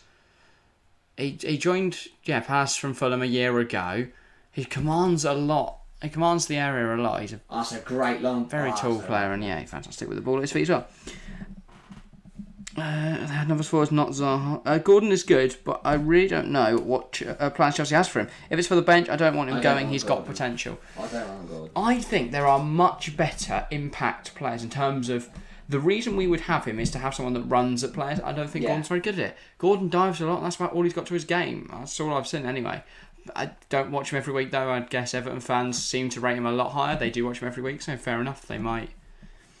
I don't See, something that we don't, as people who only watch him a few times a season when the Merseyside derby's on and when they're playing against Chelsea. I think he's all right. I don't think his attitude seems bad. He works hard. Ex-Liverpool lad. Came through the academy at Everton. I just don't think he is what Chelsea need. No. I don't think he's good enough to play the role that Chelsea need him to. I'd rather us, as I say, go get an Elise, go get a Doku, someone like that, than go and get an Anthony Gordon. I'll be back tomorrow on a vote poll, or today, later. I'm going to charge my phone. Alright, that's alright, Josh. See ya whenever. That is a yellow card for... I keep catching my mic today with my hand. I don't know why, but yeah. Apologies if it's making a noise. To my fantasy team. That's a bit silly. More than a bit silly. I don't really know what he's doing there. I am fuming. No. Just... fantasy's big. Yeah, I care about fantasy, but not as much as Liverpool losing. Though if Liverpool could lose and Nunez scores a hat-trick, that would be ideal for my team. Decore, through to Zaha. He's onside again. He took a poor touch. Oh, the touch let him down. So managed to close off the angle, but it is out for a corner. Yeah. I think he's going to rue that, because 2-0 would genuinely be almost game over. And he's timed the run to perfection. Van Dijk rolling him on. Yeah. He almost scored there. The touch just let him down. Yeah. Wow. Wow, so close. Look at it. Alright, see you, Josh. Imagine it was two. That would be mental. Liverpool in the mud. It would be... How's it going into the game now, yeah? I'll take Zaha over Gordon. Zaha is a player linked. I would definitely take Zaha over Gordon. I think his attitude is not amazing, but he does work hard. He can play anywhere across the three, which I think is useful, because it does mean that if we want to play with wingers, he can play that role. If we do continue with the two up front, he can also play that role. He can also play in the attacking mid as well. So I think his versatility is a lot more useful than Gordon, especially since we don't play with wingers. Yeah. It makes zero sense for me to bring in Anthony Gordon. Doesn't make any sense. If we are looking at Everton, I'd rather bring in like a Ben Godfrey. Yeah. Though obviously I don't see Ben Godfrey happening. Of course he is now injured as well, so he wouldn't be able to pass the medical. So maybe one for the future. I really rate Ben Godfrey very highly. It's a fantastic centre half. Ball over the top. Anderson cuts it out again. If not, Nunez is through. But look, Palace doing what they need to do defensively at the moment, and that is a very good challenge from Mitchell or Milner. Serge Brown there. Everton battling these signings, and if Chelsea agrees on multiple swaps, they might agree. But other than that, they probably won't sell just because he's the golden boy for the fans. I swear, if we swap any of our players other than Batshuayi and Barkley, I'm furious. And like Matt Miazga, I don't even know if he's a person anymore. He might just mate, yeah. If it's those kind of players, sure. But if we sell anyone that is of any young kind of age, anyone below the age of 21, I'm kicking off. Even if it's like some 15-year-old who no one's ever heard of before, because in many ways he's probably the next best thing, next big thing or something like that. But still time for someone to put in a cheeky bid for Zaha before the window shuts. Chelsea seems to be the only team really linked with him. I think a Dortmund would be a really nice fit. Yeah. I think he did really well in the Bundesliga. I think once Allaire is back, obviously wishing him a speedy recovery, it does look like he's going to be out for at least the season, maybe longer, which is really gutting for him, of course. And yeah, our thoughts are with him at the moment. And yeah, ideally, you'd have those two together eventually, but I think Zaha for now, working with the likes of Adeyemi and Royce, I think he'd really fit nicely in there. Oh, what a touch from Ayew. He's brought that down really well. He's got Etse and he's got Zaha. He can't find Zaha. Phillips does really well to get... Yeah. Just as enough. But a little bit more height on that ball from Ayew, and Zaha's in. Yeah. Surprised. I hit that like button, people. Yes. Follow the advice of Chelsea fan. Let's see how many likes we are on. I'll just refresh it quickly. Salah. Cuts it back. Elliot. It's a big header, and it's well playing by Guaita, and then Anderson just to get it gone. And Guaita's a little bit miffed by that, but to be fair, he did give him a bit of a hard ball. I think saw Elliot coming in and thought, I'm just going to get rid of this. But yeah, 13 likes on the stream now. If we could get that up to 15, that would be amazing. And of course, if you are new around here, make sure to subscribe. We are just 2 subscribers of 760. Yeah. Every subscriber means so much on our push for 1k now. Oh yeah, swap deals have actually never happened, do they? There's been some big ones over the years, but they tend to be not very successful. Yeah. I mean, I guess you could say Cucurella and Colwill on loan as kind of a swap deal, which seems to have benefited both sides. Yeah. Who else? I'm thinking Alexis Sanchez and Henrik Mkhitaryan, but that didn't really work out for anyone involved in the deal at all. No. That's horrific. I think of other big swaps. But there's not many, are there? It's not something you tend to see, which I think is interesting. Yeah. I guess it's rare where you have two clubs that are interested in opposing players. Since the majority of business you see is a player that's it's either a player from a small club making a move up to a big club, or a player at a big club making a sidestep. But it's rare that then they go, we want your other player back. Yeah, exactly. Liverpool trying to find out. Though if I'm Manchester City, I would do a swap deal for Bernardo Silva and Frankie de Jong. Because I think Frankie's a better player and a younger player who I would argue fits Man City's system better. Yeah. So if I'm Man City, that's a swap deal I make. Yeah. Because it doesn't look like de Jong's going to be able to go elsewhere. And might even stay now, in which case Bernardo then has to stay as well. A player who wants to move away or wants to move to Barca. But yeah. Fabinho, Salah can't quite get the ball forward. It gets a bit stuck in his feet there. And in this additional time, are they going to be? It's going to be crucial. Palace are going to have to hold on. School tomorrow, sadly. That is very early. Palace can hold on for 3 minutes. Oh, tough. But yeah, Mashib, where are you? I have forgotten now. But school starting tomorrow. We have, 4.5 weeks? 5 weeks? It's only 3.5 now. Oh my god. Oh, might 4.5. I was going to say, I think it's 4.5. Maybe. Oh, yeah, at least 4 on a Monday, aren't we? So, yeah, I don't know. The thing about Gordon is he isn't much of a skilled dribbler, he's more of a pacey dribbler. He'd do great for systems that are looking for cheeky pace, but can't create from nothing. Yeah, I'd say that's not... What Chelsea want is someone who can get the ball at their feet and run at players. But I think there's players that do that a lot better than Anthony Gordon. Oh, yeah, definitely. I do that better than Anthony Gordon. With Brighton and Cucurella, Colwill was a carrot for them to accept the deal, but it's still only a loan. Yeah, which I think is good for Chelsea. And no option to buy is massive. Yeah.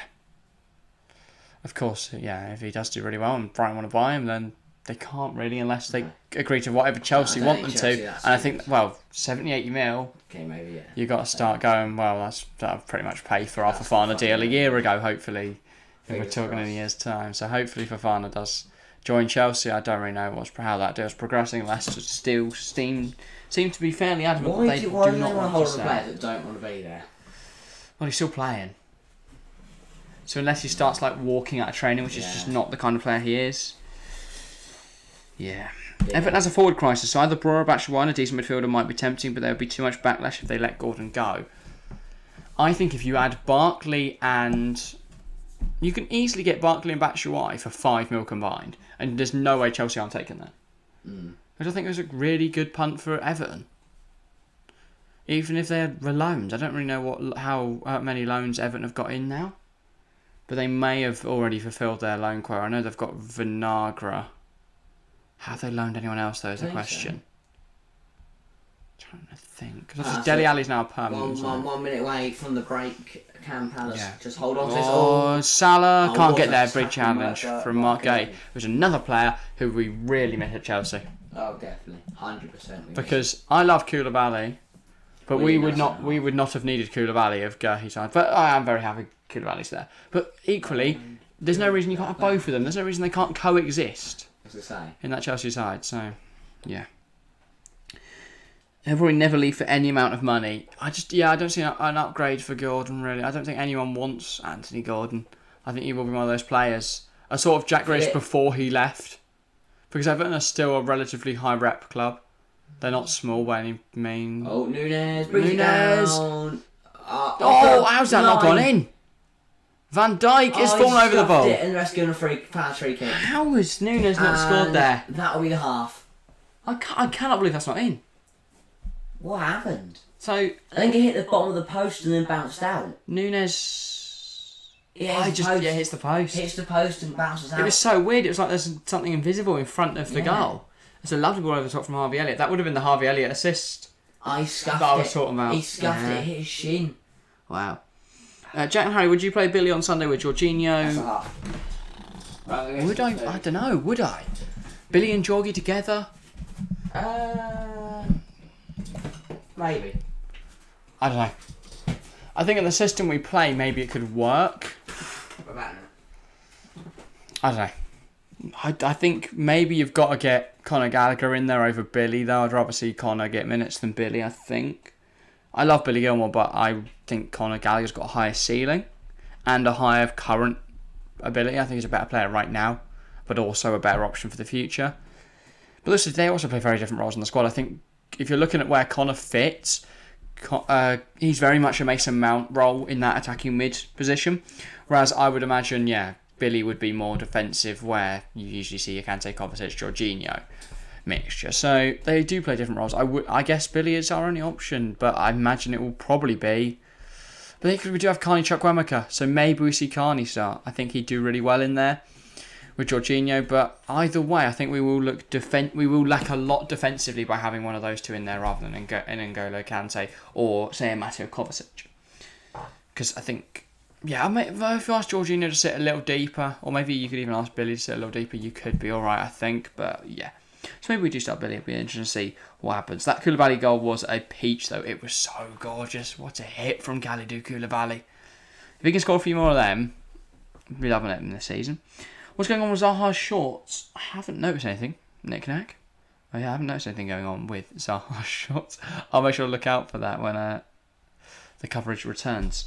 I've heard Lampard's interested in Billy. He'll be a good fit for everyone, even on loan. Definitely not permanent. If we sell Billy Gilmore, I'll be incredibly disappointed. But a loan deal, a year of Premier League experience, and a manager that really believes in him and trusts him, I think he would do. Yeah, I think he'd do really well in that system, and he would start. I think for you, it'd probably be Doucouré, Alan, or maybe Doucouré, Onana, and Billy. Yeah, that's the thing. If Billy starts, I'd be more than happy to see him go. If he's going to be a rotation option with the likes of Alan, Doucouré, Onana, then I'm not interested in seeing him go to a club where he's not going to play regularly, unless it's, say, a West Ham. In which case, they do need a backup to Rice and Souček, and potentially you can use Gilmore in a year's time to bring in Declan Rice. So I think that would be a good move for Chelsea. So a bit hot and sweaty, but otherwise all good. Aren't you on holiday, Nick? I can't remember where you are exactly, but yeah, hope you're enjoying your holiday if that is indeed where you are, or whether you're just hot and sweaty. And also, welcome to the stream, Gary Wiseman. Wiseman, I don't know. We'll go Wiseman. Gary. Gary's here. Harry has just sprinted in. What have we got? Gingerbread men and Hello, brownies. Gary. Can't see me, but I'm here. I might go take a few minutes if you want to think of the stream. And I'll also shut the windows as well while I'm there. Oh yeah, very true. So yeah, right. See you all in a moment. Plot myself down. Hello, everyone. Let me plug this back in. Keep the masses entertained. Yeah, plugging my phone on charge. That is entertainment. They're loving it. Let's actually chart. Yeah, right. In terms of that half, who we got here? Gary's here. Just tuning in quick first half recap.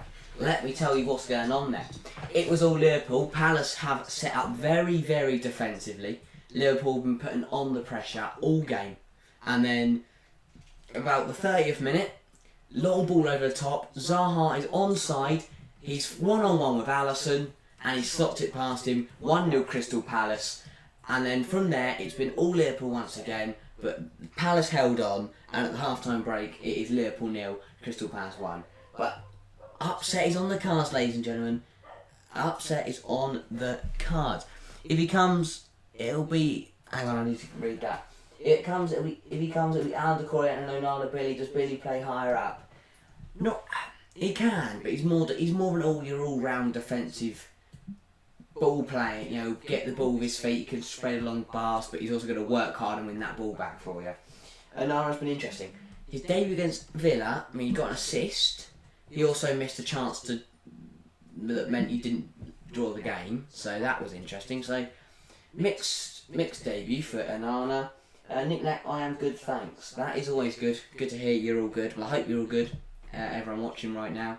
Hope everything is well. We've already got the third red card in La Liga. Barcelona and now Elche. Well, I saw Busquets got sent off for Barca. I haven't seen the other two, but 3 red cards in the first game week. I am looking forward to next Sunday. If you don't know, we will be covering Real Sociedad versus Barcelona And next Sunday, we live from 8:30. You back? You shut the windows? Yeah. Well, the door actually closes properly. And the Liverpool saying I went triple Liverpool in FPL season. Not a good start. Oh dear, Gary. I've done the same. I've gone double. I've got Salah and Luis Diaz. You've got Darwin Nunez. If he was to score tonight, my FPL team's actually looking really good. Yeah. Mine. By the way, Gary, are you in the TFC League? I hope you are. If you're not, I'm sad. But yeah. I do not have. I think Liverpool players. I don't have any Liverpool City other than Nunez. I think it's a bit of a bold shout, but I don't know. City, yeah, they've looked very dominant and they smashed Bournemouth. Maybe it would have been wise for me. I did look at a Gundogan or something over Sancho, but I didn't really want to make a transfer week 1. I was trying to stick with my team and then use the double up on game week 2. I've not used my double up. I think I'm going to roll this transfer over to game week 3. As I've used 1 to bring in Raya over De Gea. So, yeah. I think I'm going to keep it. Where do I find the TFC code? I will find it for you now. I'm trying to think of how I'm going to go about that. D3 KK YY. D3. Yeah, hold on, I'll put it in chat. So yeah, all lowercase D3 KK YY. You probably struggle in the league. I mean, yeah. I mean, I don't mean like, you're going to get relegated, but right. We do have a lot sounds of. Really weird. We're already 2 weeks in, aren't we? I haven't. We just said it a lot in the FPL video. D3 KK. It has got a bit of a ring to it, hasn't it? D3 KK YY. And if we keep saying it, everyone's going to cry. But yeah, the top of our league's on 158. You'll be joining on 0, Gary. So good luck winning it. At 3-0 Juventus, Di Maria and Vlahovic brace. Scoring his debut. Yeah, he did score the opener, and Vlahovic has now got a brace. What do you think of Dusan Vlahovic? Medium. Okay, people in chat. What do you think of Dusan Vlahovic? I'm going to see what the bottom of our league is on as well, so Gary can catch up. I'll be honest. You're only 25 points off the bottom of our league, so you'll catch up, Gary. I think he's looked quite underwhelming. I think he's been underwhelming at Juventus. What, Vlahovic? Yeah. I think his numbers haven't looked great, but he's not. He's only had half a season, right? And he scored a brace at the start of the Serie A today. He was the main focal point. He was the only one that scored the goals. Whereas Juventus have got a lot more players that can score goals. There's more creators, there's more providers, there's more finishers than just Vlahovic. Whereas Fiorentina, it was get the ball to Vlahovic. He will beat 3 men and knock. He was their only outlet, but the quality of chance now will increase. But I think he's an incredible player. But yeah, I do agree there's other players around that could score. Whether it really matters, I think you will still get goals from the central position. I presume they've got Chiesa one wing, Di Maria the other, though I will just check what they're playing tonight. That'll be how I would line up. Yeah, we haven't watched any Serie A yet, so we've done the Premier League and the Championship. We do have Serie A 2 weeks' time on the 27th, 25th of August, something like that. Don't know. I'll have a look in a moment. But yeah, we do have Serie A. Then we will be covering Juventus versus Roma. So, Roma. As I say, we'll be wearing my Roma shirt that day. Well, it's a 3-5-2. Di Maria's at wing back. No, sorry, it's a 4-5-1. I've had a mare there. So Di Maria's not a wing back. He's at right mid. Quadrado at left mid. So where does that leave like Chiesa in this system when he comes back from injury? Like, I don't get it. This doesn't work. They'll change, I guess. Yeah. But so they have to start both Chiesa and Vlahovic. They can't bench one. I would say a 4-2-3-1, maybe. I think a Chiesa in that attacking mid role. Maybe you drop Zakaria or I'd probably drop McKennie over Zakaria, but maybe that. I genuinely don't know. I'm just whether there's someone else to fit in this weird attacking mess. Oh no, maybe they're just linked with someone. But they're linked with Raspadori. There's that. Sassuolo. But I guess if Quadrado doesn't start, maybe Raspadori on the left, Chiesa attacking mid, Di Maria on the right, Vlahovic up front. That sounds very tasty. And then Alexandro with an assist as well. I know he was needing to move away. Didn't they sign left back as well? Yeah. Or they label, I can't remember. Oh. I swear they had someone well quality. Went Aaron hit? No, it's gone. No, I think he went Brentford, mate. He looks fantastic as well, by the way, Aaron. Yeah. Check out United, but was that United? Was that Hickey? Who knows? You'll have to wait to see tomorrow's podcast. That's for his podcast. If anyone didn't hear that, right? I don't know why I said that. Welcome back. Yeah, watch tomorrow's pod. We'll talk about Man United. Yeah, it's good. Fun. It's hilarious. It's a good watch. Make sure to give out. Or listen. Yeah. Watch or listen. Spotify. Linked in the description. Yeah. Or just leave your phone well. playing, but you want to, because you don't want to. Yeah, you can put your on your way to bus. My sheep. If you like my sheep, On your way to bus. On your way to school, get some headphones or something to listen to. You listen to on your way there. Get on bus and listen. Put it on loud to everyone on bus has to listen. School go. Podcast listen. Wrong order. Podcast first. Oh yeah. All Bus, morning. Actually, no, don't miss your bus. No. Get the bus first, then pass on, and then go to school. Maybe don't watch any of the podcasts till Friday and then listen to all three. The FPL, which we might start putting on Spotify, and the Prem predictions as well, which we forgot to do last week. But we did. We apologise to any Spotify viewers that are listeners that have hopped on over to the YouTube to watch our live streams and find out where their weekly Prem predictions are. Yeah. But we'll be closing into the second half. I'm expecting more of the same. I think it's going to be all Liverpool. It's whether Palace can hold on, or whether they can, or even they can find another goal. I think if Liverpool equalise, they'll go on to win it. If Palace can hold on, they might be alright. I think we could still see a late equaliser from Liverpool, or even two in the last 10 minutes.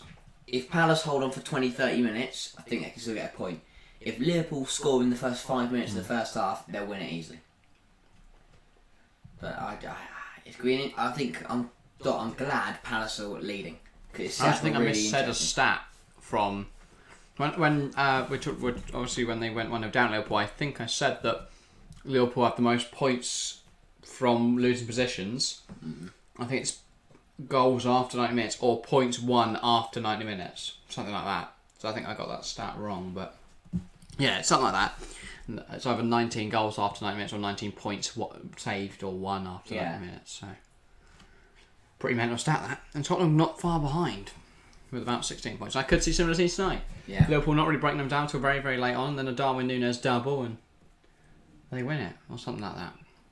Or a Van Dijk or Nat Phillips with a beautiful overhead kick. I just watched The car one with Redknapp and Riches. There's a lot of different versions of that, but yeah. Betis 1-8, Elche 0, Borussia Iglesias for that goal. Makes sense. Elche down 10 men now. Right. And Betis, of course, I'd say. Obviously won the Copa del Rey last year. One of the better sides in the league, arguably. I'd say the probably top 7. Buzzing for Betis.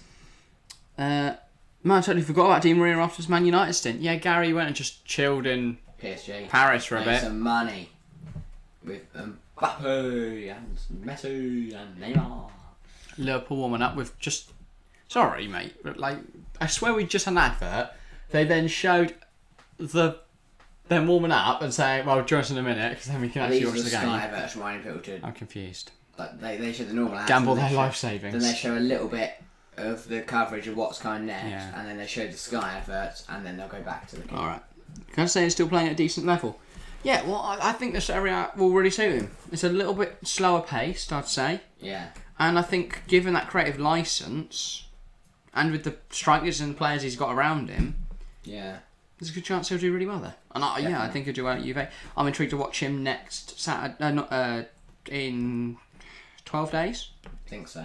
It's mental to think about. It's only 12 days away until like the end of August. That's mental. Yeah. Liverpool out there already. Palace only just making their way out. I think that's their saying. Liverpool want to start fast. They're out there early. They're ready to go. Palace, or they're just delaying. Palace, trying to slow them down, catch them out. If while they're sitting in their warm changing, well, to be fair, this pitch is probably quite warm as well. But Liverpool got to stand out on the stand out on the pitch, everyone looking at them. Well, Palace all comfortable and ready to go for the second half in their changing room, and we're going to kick off again. Obviously, we're not just going to go to half time and not kick off again. Do you think, obviously, through the heatwave, there's an advantage to playing later. Like if you're a Friday night or a Monday night game, do you think there's an advantage to that? Possibly.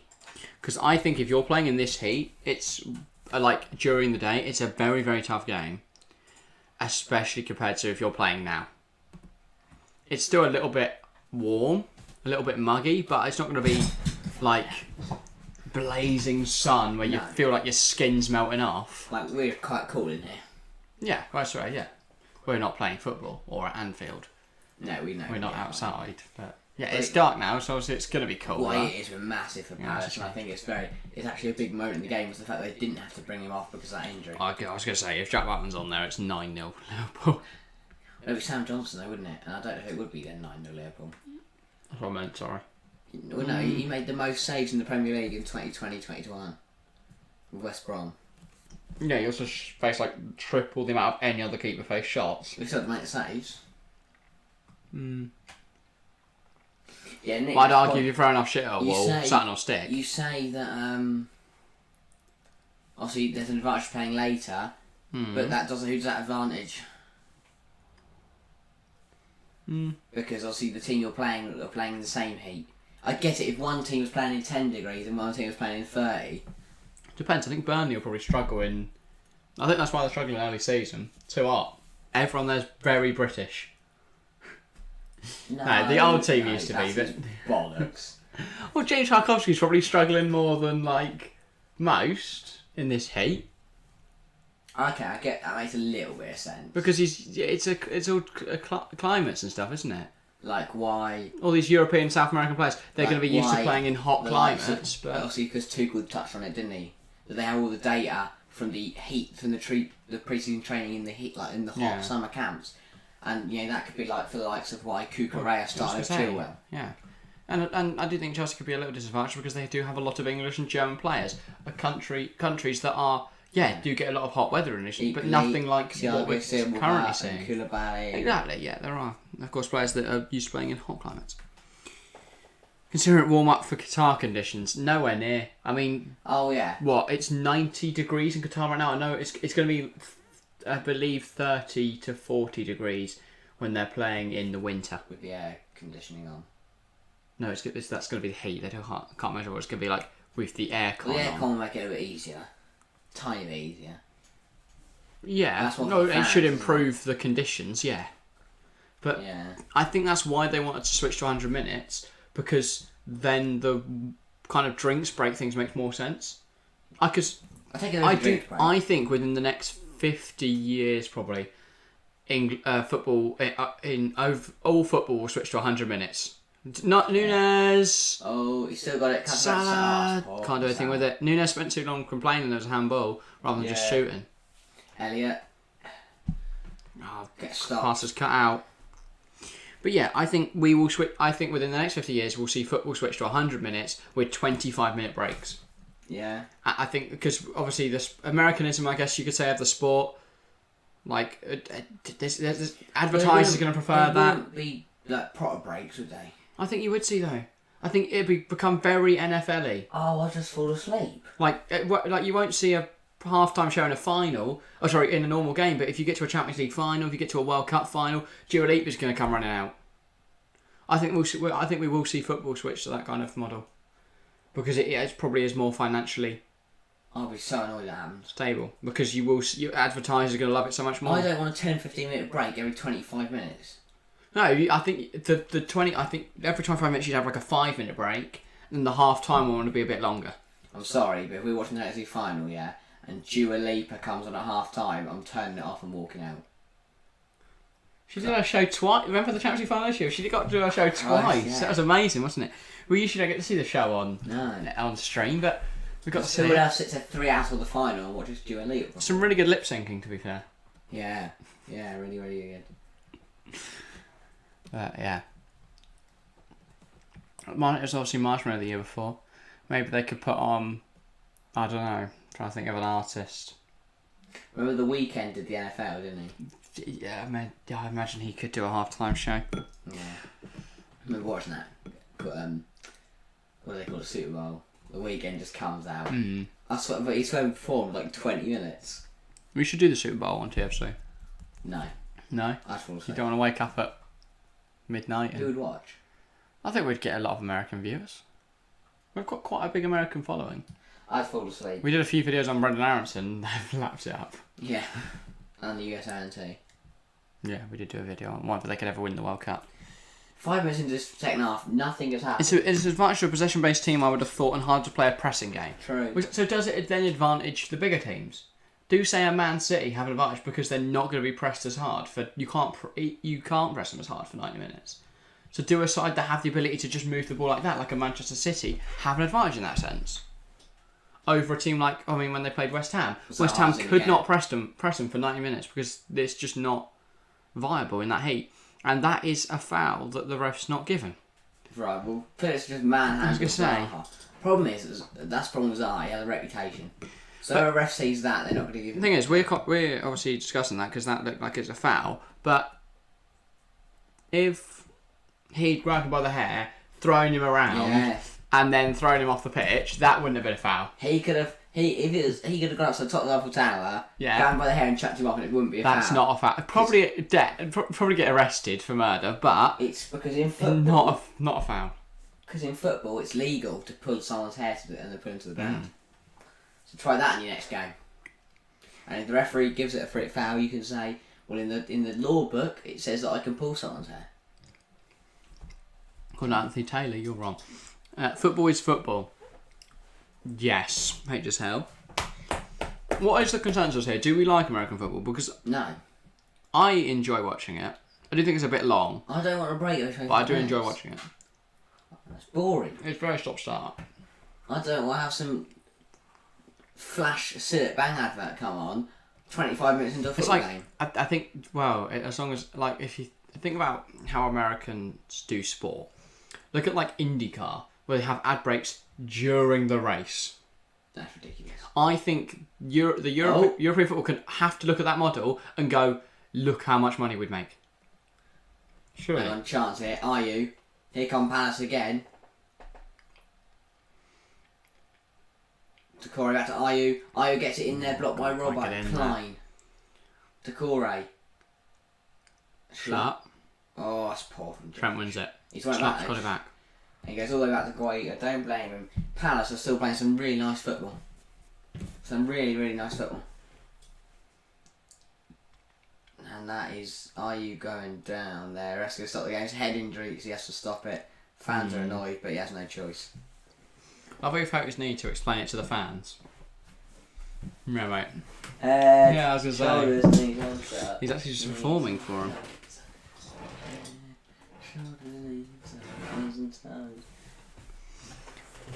There's a good deal of confusion. B/W. The change refereeing ideas and the players' idea are the same.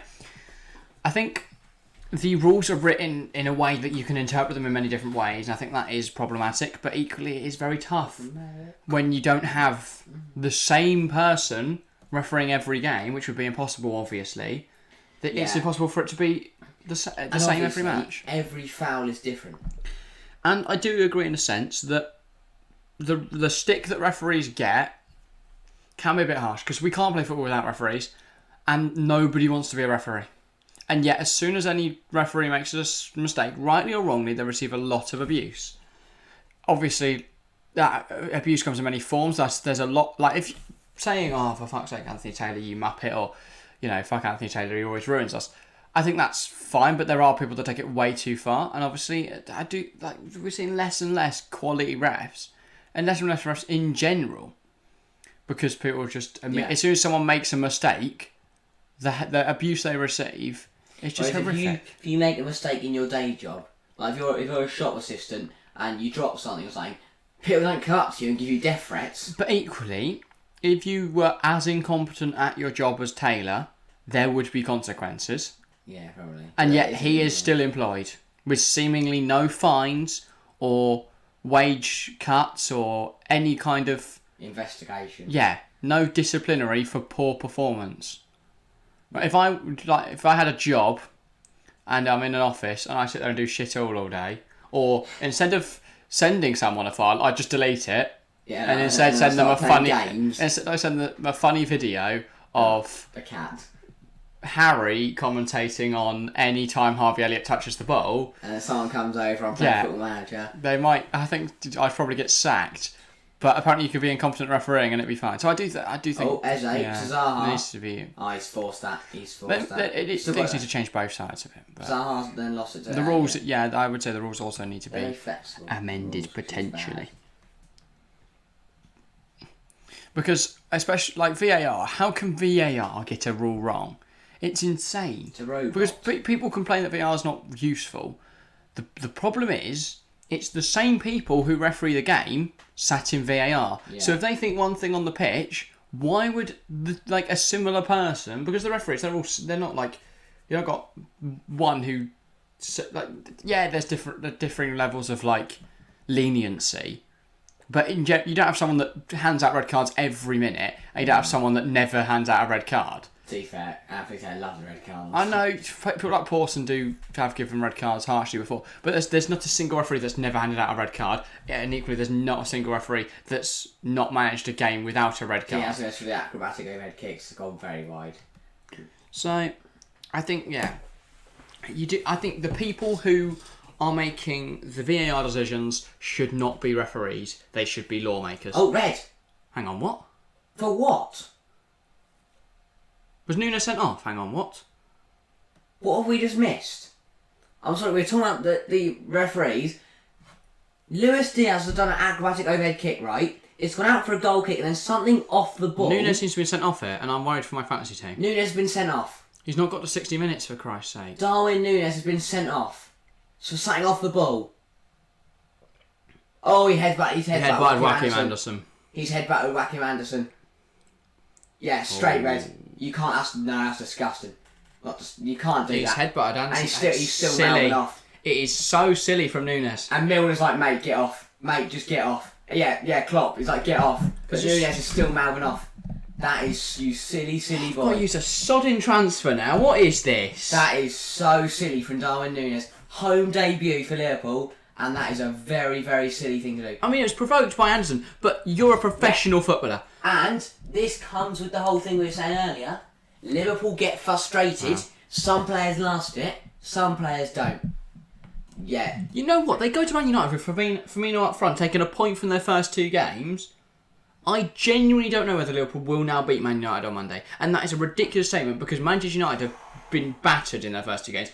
But you have to look at this Liverpool side and question, will they actually claim the victory on next Monday night?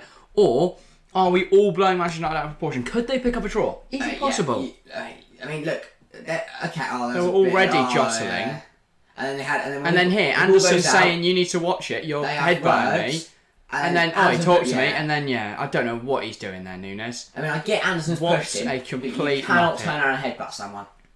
That's violent conduct. That's two. That's got to be two, maybe three. I thought striking another player was more. It isn't striking him means punching them. He hasn't done that. Yeah. But that's probably two. No, I think, it says something. It's straight red, so it's two, isn't it, anyway, isn't it? It says something. I'm going to change my fantasy too. It says something when none of his team protest that. No, they're like, get off, you idiots. Because he's still there mouthing off. Well, they're also looking at him going, well, you've cost us in this game. Because now, not only are we 1-0 down, but we're a man down because you can't manage your temper. And that Anderson did get booked, also he did push Nunez in the first place. That's no excuse for Nunez to turn around and headbutt him. So silly. I've also got Nunez to just how I'm furious. My fantasy team is so angry. I'm guessing up front. They're looking for a bit that would be exciting. Because that's the problem. Is Nunez has failed the test in a game where he hasn't had much of the ball. He's not been able to do anything. It's a -2. But just in a game that Nunez he hasn't, as I said, he hasn't touched the ball much. He hasn't had much to do, and he's got frustrated because he hasn't had any chances. And he's going to react like that. He's going to put Liverpool in a big spot of bother. And Crystal Palace and Patrick Vieira will be sitting there laughing at themselves. Gonna cry. I've got Mitchell as well. He's going to claim 6 points at this rate on my bench. Even Sancho's 1 point. 1 point from James. Palace have played this tactically superbly. And now Darwin Nunez has just made it so much easier. He couldn't wait until the 60th minute, could he? He'd only get my one. Yeah. He couldn't wait. No. Oh, wow. Darwin Nunez, you've ruined my fantasy team this week. I mean, at least Neco Williams is going to get subbed in for Doherty, and I'll be up to 58, What is it with it? but I would have been Game to week 60. 2, everyone in Nan's got a red card. Well, Mitro got minus points, didn't he? Yeah. But it's weird for us. We saw a red card in Burnley-Watford on Friday night. Yeah. We saw, I think we talking about 10, not Tottenham-Chelsea. Obviously, we went live for that one. But again... None from the pitch. All of them for Antonio Conte and Thomas Tuchel. What is Darwin Nunez doing? Silly, silly boy. And now, at the start of his Premier League campaign and start life in the Prem, he is going to miss two more games. Which is not what you need when you're trying to acclimatise to a new country and a system and a new team. And he's going to get mocked by a rival. But also, if Firmino is to come in Diaz and... has a go. He's found a goal. Diaz. My fantasy team, by the way. Just like to add that. Yep, thank you, Diaz, Harry. easy one. Love it. But, great. Well... Good hit, to be fair. Very good hit. He's done out 3 people and then just put it in the... That's a great strike. This changes the game completely. I wonder if the change has actually helped Liverpool. The change in tactic was when they could skip. Palace just seemed to lose focus. No one blocks it. I think that... If someone's got to put a challenge in there, it's too easy. It's very much too easy. And we've seen Diaz has done this so many times. Yeah. He cuts in and no one puts a challenge in and he scores. But it's 1-1. Great strike from Liverpool, and he's created a chance out of absolute nothing, and that can change the complexion of this game because 100%. This gives Liverpool hope now, and it kills Palace's. Let's see what if Palace comes. Is a triple change for Palace next time. Sorry, for Liverpool the next time the ball goes out. Liverpool trying to replicate the Brentford United result, giving Palace every chance to. I take back my previous comment. Fair enough, Gary. Liverpool win now. Jeffrey Schlapp. Ref got a spot on, by the way. The fact that he spotted it and then straight red. Really smart from the ref. Not smart, but really well done. You don't see that usually. Usually that would have been a yellow, then on the VAR. We've had 5 minutes watching Nunez just headbutt him, and then they might have gone, go look at the monitor, and then spent another 5 minutes on the monitor. He's not put it wrong, to be fair, tonight. The ref. That is Luis Diaz's last contribution. He's coming off, so is Milner, and so is Nat Phillips. I love how Phillips didn't even need his thing to go up. He knew he was coming off. Sorry, no, Diaz isn't coming off. It's Robbo. Robbo comes. So Simicast for Robbo, Henderson for Milner, and Gomez for Phillips. Unfortunately for Robbo fans, he did. Unfortunately for me, people who do have Robbo will get the 60th minute mark points, but no clean sheet, so that's good. Yeah. Well, I'm so sad about my fantasy team. Genuinely, I'm just sitting there laughing. so sad. Nunes on -2. I lost loads of points on Mount and James in frustrating circumstances. Well, odds everyone on for IU, so I think this will be Zaha out onto the left. Captain Saka rather than Jesus. I'm just so sad. Genuinely, if I'd played the right people and Nunes wasn't a numpty, I could be on 100 points this week. Instead, I'm sat on 51 and I might cry. Anywho. And now I'm going to transfer out Nunes and Sancho and probably take a -4 hit for that. Yeah. I need a long lie down after this. Fabinho. Another one, it's only one game week. Yeah, but Nick Nack, it's ruined now. I was setting up for the rest of the season, but because momentum's a big thing for me. If I'm already so far behind, I'm just sad. Like, that'll be a big thing in all the leagues because there'll be loads of top big players in your leagues that have taken Nunes. And that's just now out for ages. It's going to be the most transferred out player, I reckon. Because he's got a 21% own rate. Everyone's going to have to get rid of him. Oh, Liverpool getting frustrated now. Fabinho there, kicking off. Crowder kicking off. Palace have got to play to that, though. Yeah. I got Diaz, Jack. Who would have thought I'm so good? Rob, you're so jammy. You had Jorginho last week. He's terrible, and he's got 11 points because he's got a pen. Rob, you annoy me. I took Mount out last week. Nick, I've kept Mount, and he would have got, 3 points, and he ended on 2, and that's just a point I can't afford to lose at this point. I'm slipping down my leagues. I'm down in 472nd when I last looked on the TFC league. That's just my own league, and I'm sitting in 400th. I have 5 in the deep 5. Oh yeah, but you'll be ahead of me now. Oh yeah, Luis Diaz. Unless my Neco Williams coming into the side helps me, but that's been nullified by the fact that Darwin Nunes is an absolute pleb. Still 26 minutes to go. Just has no contributions, and yet he scores today. Just compounds my misery. He did get booked, so we'll get a nice one for that. Yeah, but it's not a red, is it? You're right. You don't know. If it gets a red, does that add on to the yellow and it's -3? No. Hang on, no, the red was -3 anyway. So it'd then be -4. Plus, no, it was a second yellow, it'd be -5. Yeah. Don't think that's how it works. What if they get a coach sent off as well at the same time? Does that become -8? I hope so. Diaz gets Edouard wins. Oh no, ref. That's a crowd decision. That's a soft one. That's a crowd decision. I literally said I got Jorginho because he takes pens. I'm just too good. I hate Fantasy Premier League now. I'm going to have to sit there looking at spreadsheets tomorrow working out what I'm going to do to replace Nunez. I'm going to sit there going, I thought Martial's like Diaz, but I don't need to because he scored a goal. It's all lovely. I might look at Ivan Toney and just steal your tactic. No, Tony for the win. You're boring. See, I'm so good, you're trying to copy it off me. Mourinho supposedly ordered 60 pizzas to celebrate Roma's win yesterday. That is brilliant. I love Mourinho so much. Nice. Tuchel run down the touchline against Tottenham yesterday. Remind me so much of Mourinho. And that was a shocking ball in from Kostas Tsimikas. Tell you now, Saka or Diaz scores against my fantasy team. Saka? Salah. Alright. Salah or Diaz. Yeah. I will be If laughing. Nunez could undo his red card and come on and score a goal, that would be great. Or if Mitchell could somehow replace Diaz in my fantasy team, that would be also great. Oh, good flick. Are you? Edouard. Decore can't quite get there. Fabinho. Wins it back. Tsimikas. Fabinho. Back to Van Dijk. He's under pressure, but he's played out of it. Liverpool come forwards again now. 24 minutes left in this one. It's looking good for Liverpool. They're playing really, really well. But they are down 10 men. I think Palace can exploit that if they can get one more chance. They can definitely come away with something from this game. It's not more than a point. I think Sterling has changed the dynamic for Mount. I think that the formation change is interesting.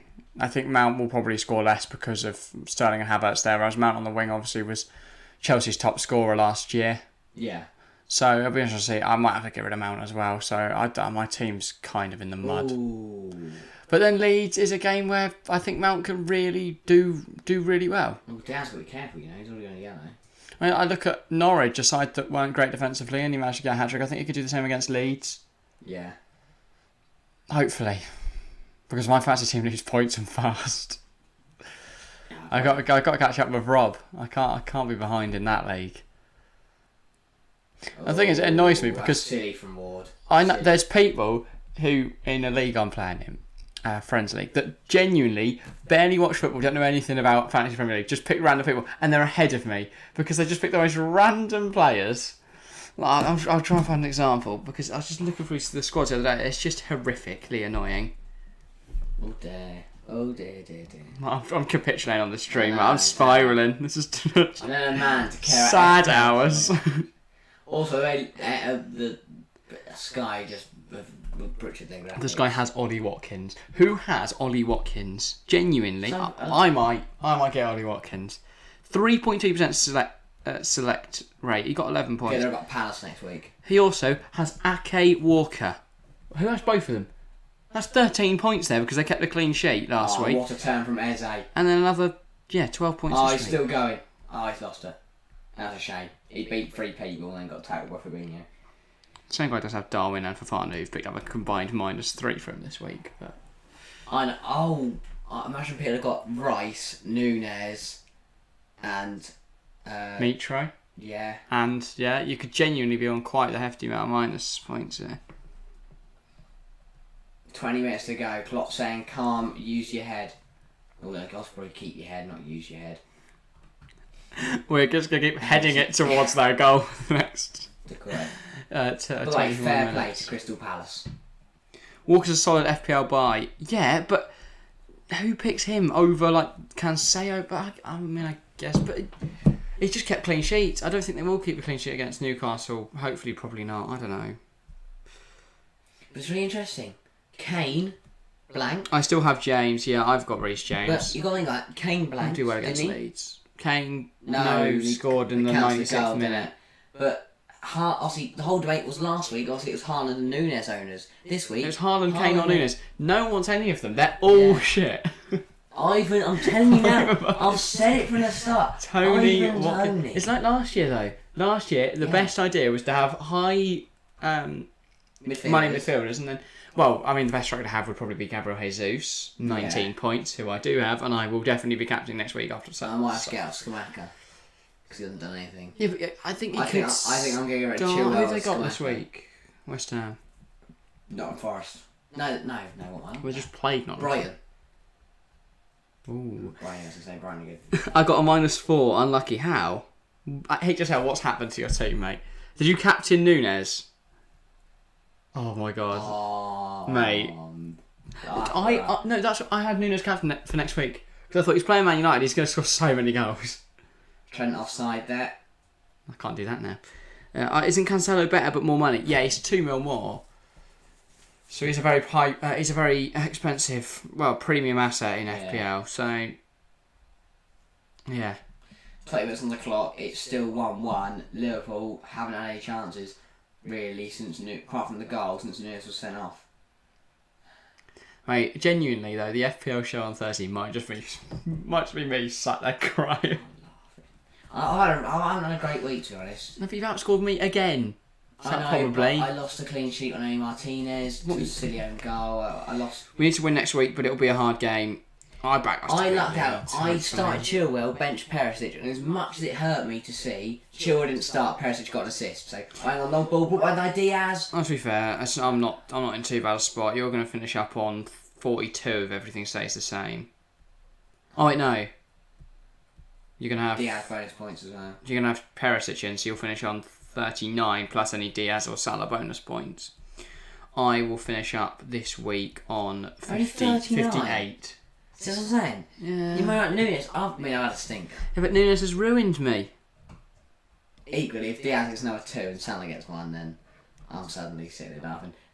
Who's this Decore down again? We saw him go off injured in the Arsenal game. He's gone down again. I'm captaining Gabby Jesus now. I swear, if Saka now scores a hat-trick next week, I will punch something. I don't know what yet. Jota sitting on the bench. Something. 21 goals for Liverpool last season. That is mental. 15 in the Premier League. There's only 3 behind. It's not a bench, is it? It's not a bench. 3 behind. What's his face? He's sitting there watching. Ronaldo. Yeah. I was going to say it's with Thiago and co. Eze out wide. Yeah, out injured at the moment. He was one of the players I was looking at early season, but then I went for Nunez, who got me a load of points week 1 and then undid all his good work in week 2. He brought 9 points in week 1. Long ball from Guaita. Won by Mitchell, flicked onto Eze. Fair play to Palace, have played superbly. They put in a shift. They certainly have put in a shift. They got their goal on the counter. Nunez helped with it, and now they're holding on for a point here. Yeah, it's impressive. They've done really, really well. Can't take anything away from them, really. Yeah. 17 minutes left in this one. Mitrovic, Nunez and Lisandro Martinez. Hey, just hell, what were you thinking? What is this team? Oh dear. That is catastrophic. Mate, I feel for you. Mate, I'm gonna. That is rough. People in chat, what we think? Striker suggestions, please. By the way, up to 759 subscribers, so appreciate that massively. One more, yeah. Can we get 760 this stream? That would be amazing. If there is anyone out there who hasn't subscribed, make sure I do so. Though there are 2 watching now, so everyone seems to have gone to bed. I think that's a lie, because also we've got Haters bored of me Chelsea crying. fan, Nick Mackerel still there. Oh, presumably they might have all left. They might have all got bored of me just crying about the fact Darwin Nunez got sent off. Yeah, strikers wise, I think Tony, then either Ings or Watkins. Yeah, but you've got Tony, so I don't want Tony.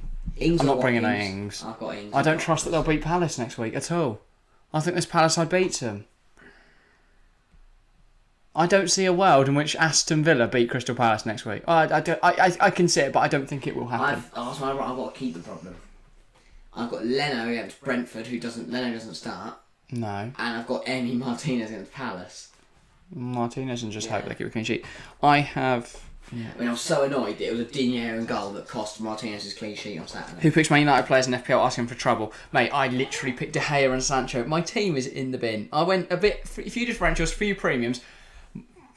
Just, stupid, Here comes basically. Zaha. Stupid. On the charge for Palace, good work from Diaz. I should have just picked Salah and Son, then everyone else 4 mil and just run with it.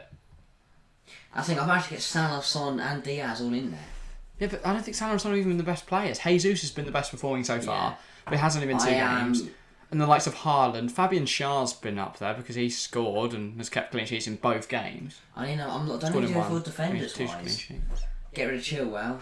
I don't really know who else to go for. At $5 million, maybe go cheaper and save up some money further out the pitch. Yeah, I was looking for an Aaron Hickey, maybe. He is $5 million, I believe. So that's not going to be cheaper. And also, is Chilwell down to 4.9? Any chance? I really hope not. He might. It depends on how many people Salah. took him out of their team. I almost got the Diaz, and that would have been the end of my evening. I would have just curled up in a ball. I'll be sitting here partying tonight. Equally, I'd rather be 2-2. Our Father who art in heaven, in Arsenal, sorry. Jesus be thy name, thy goals be scored, my FPL points come. I love that, Gary. I'm going to frame that and stick it in here. Should we just have a wall of Gary Wiseman quotes? We genuinely could. We've got a plain white wall there.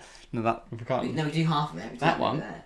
Yeah, this bit here, we can write them white. We have a small section of wall. Or we can just write them down here so everyone can still see them. Imagine we spin around it just says Gary Wiseman quotes. It's just loads there. Or like his best jokes. Yeah. What do you think Kulusevski over Son? I was thinking Kulusevski over Sancho. But I don't know, he didn't look great against Chelsea, but I don't think I'm going to judge my whole thought process off of that. I was looking and thinking about James Maddison. See, the reason I always keep Salah and Son in there is because they usually just pick up one of them will score some points, yeah. And also, there'll be one game week where Diaz misses it. There'll be one game week where Salah scores a goal and Son gets a hat-trick, and then suddenly you are laughing. Yeah, I had that first game week last year. I captained Bruno, who scored a hat-trick against Leeds, and I had Salah in there as well. Or did I captain Salah? Something like that. They both scored a hat-trick.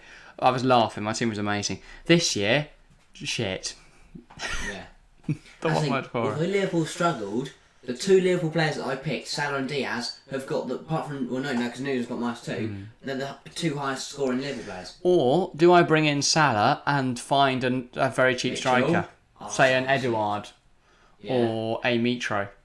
Well, Eduard didn't start this game. There's a risk. Here's Eduard though. Speaking of him, Eze. Yeah, but I think they were going for something very specific here. Palace. Zaha missed. How has he missed? What a miss! How has he missed that? Will Zaha could have won the game for Crystal Palace. Oh. What a ball in from Decore. Good stream chat. I'll see you next time. Thank you, Chelsea fans. See you around. We're back on Sunday. What is it with Trent Alexander? He's outside as well. Oh, he just couldn't open goal, onside, unmarked. He's got hit back. That would have been minus point as well for Trent fans. Trent picks in FPL. Good. I'd have just literally screamed with happiness. But Will Hughes is coming onto the pitch, as well as see a Chelsea fan, and that should have been a goal. Chadders. Just looking very excited about Zaha. Decore is off for Will Hughes. He's really good. I've been very impressed by Jay Decore in the 2 games. He should have ran the system. I said at the start of the season he will be a fantastic addition, and he has been a fantastic addition. I'm very excited to see him for the rest of the season. I think I'll probably score against Villa. Yeah. Probably 9. No, Milojevic and Ricardo. Ricardo is on the pitch. Daniel? He's found a seat. The bench at Palace. I'm guessing Sky could put up a graphic to tell us who's been who and who. And also Fabio Carvalho is on for Harvey Elliott. One Fulham... I was going to say reject, but they're not already rejected. Access to Fulham. Can we get the Sky graphic, please, so we can round up these Crystal Palace subs? Whoever Ricardo is. Oh, Richards. How did you read that as Ricardo? Omar Richards.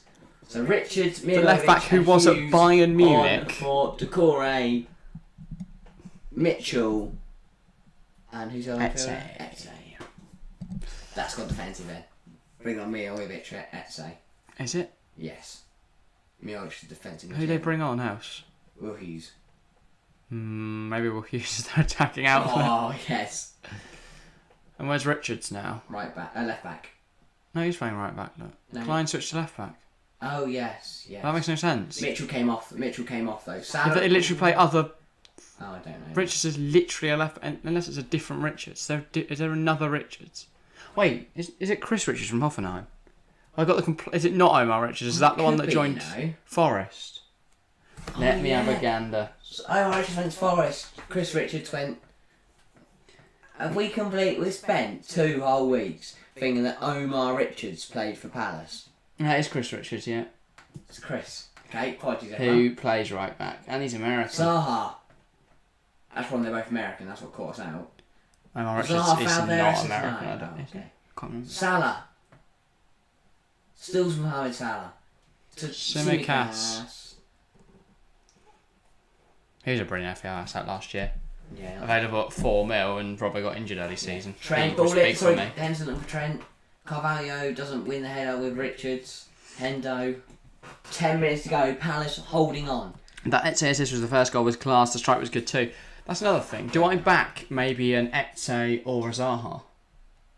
Maybe. I got Zaha runs the risk of getting booked and sent off. You make a good point. Etse runs the risk of not playing, and he is quite injury prone. Because if they what was to play at Etse, they could do Schlapp. that. Here comes Edouard.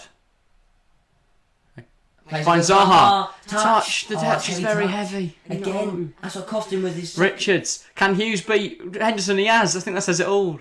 About Will Julian Zaha Henderson. has had a couple of opportunities to win this game Henderson's for a very Crystal good player. Palace. That was random disrespect. This is what it's like clinicality. It could be 3-1 Crystal Palace. Genuinely, they should have won both these games. Yeah. Against Arsenal and Liverpool. It's not even a joke. They should have. Yeah, point is good, don't get me wrong. I just can't understand why they've not bought a really good striker. I know, they're trying to keep trying Edouard and Mateta and Zaha. Obviously, I think Zaha up front for this game worked superbly. So maybe stick with that. Yeah. Edouard's not added anything since coming on. Will Hughes, superb. I know he's made a few poor touches, but the finish he did... The chance he did put away was a fantastic finish. Actually, Nathaniel Klein's right foot. First time shot was on, yeah, he should have hit it. Because I'd rather have a shot against Joe Gomez than try and put it between him and Van Dijk. Because those two as a partnership is You ran towards Van Dijk, you should have gone. Do you think we'll see more of Joe Gomez this year? Maybe, don't know why Kanai and Matip injured, Kanate injured. They've got 4 centre-halves that are better than Nat Phillips, and he's still got to start it. I'm surprised Phillips started over Gomez. I guess Gomez hasn't played in a while. Yeah. He's just come back from a big injury, isn't he? You check he's getting bonus points? Sure. Maybe you might have done that. Yeah, I'll just change your team one of it. No, don't do that. Oh, I'm not signed in. God's sake, Harry, why did you not use the FPL app on laptop? My mobile device. Tsimikas on the free kick for Liverpool. If anyone else has any more FPL advice for me, please put it in chat. I need help. Ball in. Headed away by Richards. Gomez sweeps up. Will Hughes putting the pressure on. Carvalho. Henderson. Liverpool building up the play, trying to find a way through this low block of Palace. Here's Fabinho. Dink ball. It is gonna reach Tsimikas. Carvalho. 3 for Diaz, 2 for Trent and Elliott, 1 for Etse, or maybe not 1 for Etse. Can't remember how that worked. I think it is just Elliott and Alexander Arnold who get 2 points each.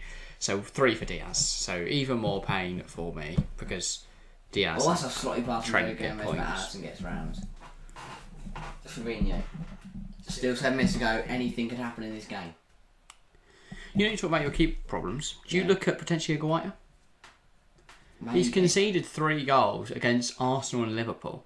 That is amazing. Yeah. They play Villa next, who couldn't score against Bournemouth. This week I won't talk about. Yeah, it would make no sense to get rid of Martinez and Guaita. They're playing in the same game. Maybe get both. And they'll be really annoyed when you pick start the wrong one. Fabinho. Van Dijk. Dink ball. Well, one back by Richards. Do you not think Villa will beat Palace next week? I think they will. So I'm going to back Danny Ings. I'm going to back... Oh, I was going to get rid of Leon Bailey as well. I've got a dilemma then. Do I get rid of Leon Bailey or do I get rid of Skamaka? Or both. Take a minus. Have you not rolled over transfers? Yeah, I've got 2, but I want to get rid of Chilwell. Keep Chilwell over Bailey and Skamaka. Chilwell could play. And if he doesn't, then you've probably got other defenders, presumably. Perisic. Or just do all 3 and take the -4 like I'm going to have to now because of Nunez. And because Man United are terrible at football. Why did you think that would be a good idea? Way too early for the wild card, IMO. Yeah. Play your wild card. Yeah, no, Nick, no, I'm not a madman. Way too early. There's a wild card for the November for the World Cup. You get completely free transfers across the winter break, don't you? So I'm not interested in using a wild card. I'm going to wait till late in the season. Don't use a wild card. Try not to use a wild card in this first part of the season. Though equally, you could argue that there's more reason to, because even if you cock it up, you can change your whole team after the World Cup. So maybe there's argument to do it the other way. But last year I used my wild card at week 2, and I was very lucky that didn't they give a second wild card because of COVID. So that helped me out a lot. Also, save your triple captain for the double game weeks. With the whole fixture congestion, there are bound to be double game weeks. So when Salah's got a double game week of like Bournemouth and... Well, I know someone who in one of my personal leagues that triple captained Haaland this weekend. He took 5 points triple to 15. That's a massive waste. Way too early. I know some people will probably triple captain Salah against United. What, for this coming weekend? Yeah, probably. I won't be, but I think some people will. I don't think that's a terrible idea, necessarily. True. I've a captain in Jesus. I've just got to go based on form. Diaz. He scored a hat-trick. I can't not pick him, really. Luis Diaz. And Tsimikas. Why is he hitting that? He hits it across the box. It's every chance. Oh my god, I thought that was in. My heart jumped out my chest. I thought I was going to have to cry again. I wouldn't mind Salah scores. I want Crystal Palace to go there and equalise. I want them to win this. 4 minutes to go. I've got the mix. If Palace can win this, to win, but also wanting Southampton. I'm not asked about. My fantasy teams are in the field. I've got no one left in this game. Go on, Palace. Score 9. Yeah, do that. Trent, Diaz and Salah get minus points. Make it 9-4, but let those Diaz and Salah score a few more. Do we get any extra World Cup or wild cards or free hit because of the World Cup? Yeah, you get an extra World Cup. I think we got an extra free hit last season. That was it. Yeah, you got extra free hit last season because of COVID. But it's not a wild card. It's just that the World Cup is free transfers for that period. So during that whole thing, you can swap and change your team as much as you like. Whenever I do double game week triples, they always flop. But even if they flop, as long as they play the full 60 minutes, you're going to get 4 points anyway. Triple to 12. It's a lot of a smaller risk. Because as I used in that example there, my mate got 5 points, he tripled that to 15. You'd only be getting 3 points less than that, so yeah. I think it's fine. Triples, and there's that, and then you've got more chance of goals and assists. So Jeffrey Sharp's coming off for Michael Elise. Back from injury, Great give him a few minutes. He's changed his hair. Mate, I'd have him at Chelsea. I'd much rather him than Anthony Gordon. I think we could see him score here. I think Edouard's got booked. It would be fantastic if we saw Elise score here. But 3 minutes to go. Palace still holding on to a point. Hang on, did Edouard come off? No, Schlapp, sorry. I was going to say. Yeah, Schlapp got booked for... That's Duncan Ferguson-esque tactics from Vieira, and we all know how how that went. He literally said he was on. I remember him on. He was on punditry for the Chelsea Everton game, and he was literally sat there before kick-off going, "I don't see anywhere that this Everton side is worse than the Chelsea side. Everton are going to win 2-0." Now that's clueless. I genuinely. That is clueless. He's got a career from just saying things. There's been a yellow card awarded to a Palace player. Which player that is? It is Odsonne Edouard. So anyone who owns Edouard is going to get a minus point for the point he's already got. The 1 point he claimed so far. That we could score, and then everyone's laughing. Salah, will he keep it in? No, he won't. Klein absolutely bodied him. He has to jump over an advertising board, and Klein's like, "Oh, sorry, mate. Didn't mean to almost kill you. I'm just too quick. You get me?" The Flash. 2 minutes to go, or a minute and a half, and then we'll see how many hours we're on. But Crystal Palace, away at Anfield, holding on for a point. And shout out to the 13% that selected draw. Yeah. And to be fair, the 19% that selected Crystal Palace, because they've also kind of won. And to the 68% that thought Liverpool would win, well, they probably will now, won't they? They probably will. Yeah, but there's still a long way to... There's not a long way to go, there's still a few minutes left. Gomez goes back to Alisson, he's under pressure from Elise. Alisson goes long. Lovely distribution from Alisson. He's so brilliant with the ball at his feet. And from his hands as well, to be fair. Oh, ref, that's a crowd decision again. I have Edouard, but he's only on my bench. Yeah. I think Edouard's a really nice pick because he's cheap, but he does sometimes play. Yeah. So, yeah. But any other FPL advice? I've got Sancho and Nunez who I will sell. So I've got 16.5 mil. Math? Yeah, 16.5 mil for a striker and a midfielder. I need a forward and a midfielder. I need advice. I'm also thinking I'm going to change that before everyone else swaps out Nunez, so I might do that tonight. So, people in chat, I want some advice. Who would you be going for? I need a combination of midfielder and forward Welbeck. for 16.5 mil. I did look at Welbeck. Fabinho. Carvalho, that would have been some way to announce himself to the level. Well, one new faithful. signing's headbutting people, the other one could have laced it. We're about to see how many minutes out of time we got here. I'm glad that wasn't going in. Oh no, because it wouldn't be a Trent assist. It'd have been Fabinho. I think they should credit Darwin Nunez for the assist for the Diaz goal. Right, where have they got 5 minutes from, man? Disgraceful. Where have they got 5 minutes from? Martinelli, I think, is cheap. He is 6.1 mil. I don't want him because his differential pick his selection rate is really high. I think he's about a 30% selection rate. So I want something else. Because if he scores points, I get points, but everyone else gets points. There's a lot of people in my league who have Martinelli. Is there room for a Man City fielder? I don't have any City players. So should I get one? But then it's who? Because they rotate their side so much. If I get Gundogan, I know he won't play now. If you get De Bruyne, you have to go for a very cheap forward. It would have to be a 4.5 mil forward, which Welbeck? I don't know if there are any. 6.5. Oh, Christ. But then I could get a 10 mil midfielder for Parrott? that. With that. Don't think he exists. I think he's on loan, isn't he? Yeah. So, but I guess like a Gundogan or something. And then bring in, I don't know, an 8 mil striker. Who is there for 8 mil on the market? I don't know. Or do I go cheap midfielder and then gamble on someone like a Jamie Vardy? Or is that just a horrific idea? That's a terrible idea. It probably is. But I'll be honest, every other idea I've made is Brian Mbeumo playing midfield? No, he's a forward. But maybe that's a good idea. Don't worry about what other people have. Just pick who you think is going to get you the most points. Yeah, but I want to have more points than other people.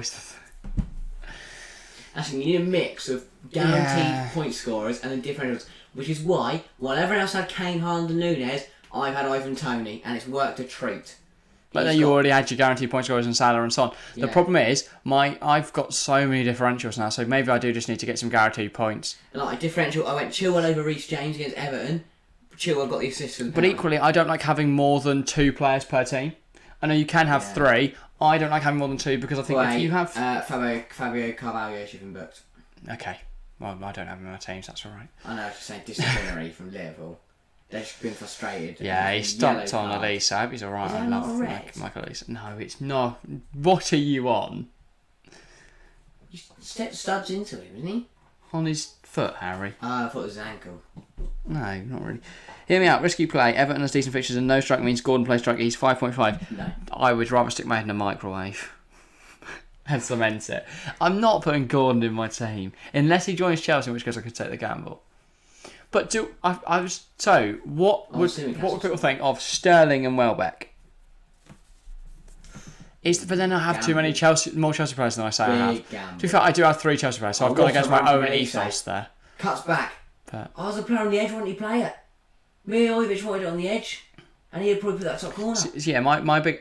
I have 3 Chelsea players. I think I have to shift Havertz soon if he doesn't score after Leeds. But I'm going to wait, because obviously I need to fix all the other problems in my team now.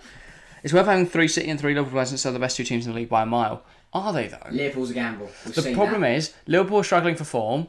I know they'll do well against United, but they are struggling for form. Wait, Elise and Pep Roulette. Elise has won a corner with 2 minutes to go. Palace are knocking on the door. I might have to get Elise just because he's pure vibes. He might not even start against Villa, but he is pure that's things. I said about Zaha's discipline, but he's also a guaranteed starter unless he gets injured. Yeah. Palace or sent off. Yeah. Ball in. And I got to make this whole new development next week. Oh, Anderson! No, I thought I was in. I thought I was going to score. Lucky Anderson puts it just over. Is Welbeck worth picking? He's a starting striker at a Brighton side that are playing some really nice football at the moment. Will Hughes deals that, and then Will Hughes has just fired that ball into the top tier Anfield, and then has been shouted some abusive words by some Liverpool fans. This is one game over the course of the season. They'll be solid. What, Liverpool? Well, they didn't look good against Fulham either. Trent. And I'll be honest, I'm kind of loving picking up points where Liverpool, people who pick loads of Liverpool players aren't. And yeah, I can't. I don't know. I don't want Diaz. I don't rate Diaz that highly. I don't think he's good for contributions. Obviously, he scored tonight, but I don't think he'll do that well over a season. I was pitching. Well done, mate. I had got to the halfway line. Big up. That's to say, but it looked like he came from the tunnel. He's done really well to get on the pitch. And that came the opposite way from the tunnel. He's running to the tunnel. Is he off the pitch now? Do you think he tried to... Klopp's fuming. He's probably going to blame that in the conference. What happened was... Hang on, everyone. Nunez had a headache, and to cure it, he tried to shake his head, but Joachim Andersen was in his face, and that caused the problem. Let's play Klopp excuse roulette. And then the man, he had honey on his shoes, and that's made the pitch terrible to play on. So Liverpool can get their going to say the advertising boards were too bright and distracted the players. Like that. That could be... That does seem feasible, I'll be honest. Yeah. Yeah, they're bright red, they're shining their eyes, I can't see. Though they are the home advertising boards. Wait, any minute now, and there's a yellow. It should be game, set, match. So Nathaniel Klein throw. But that was literally Henderson. Not to get hold on to it because Klein's taking ages. Yeah. Get on with it, Chloe. Come on, don't get booked. You're not throws the ball at the pitch.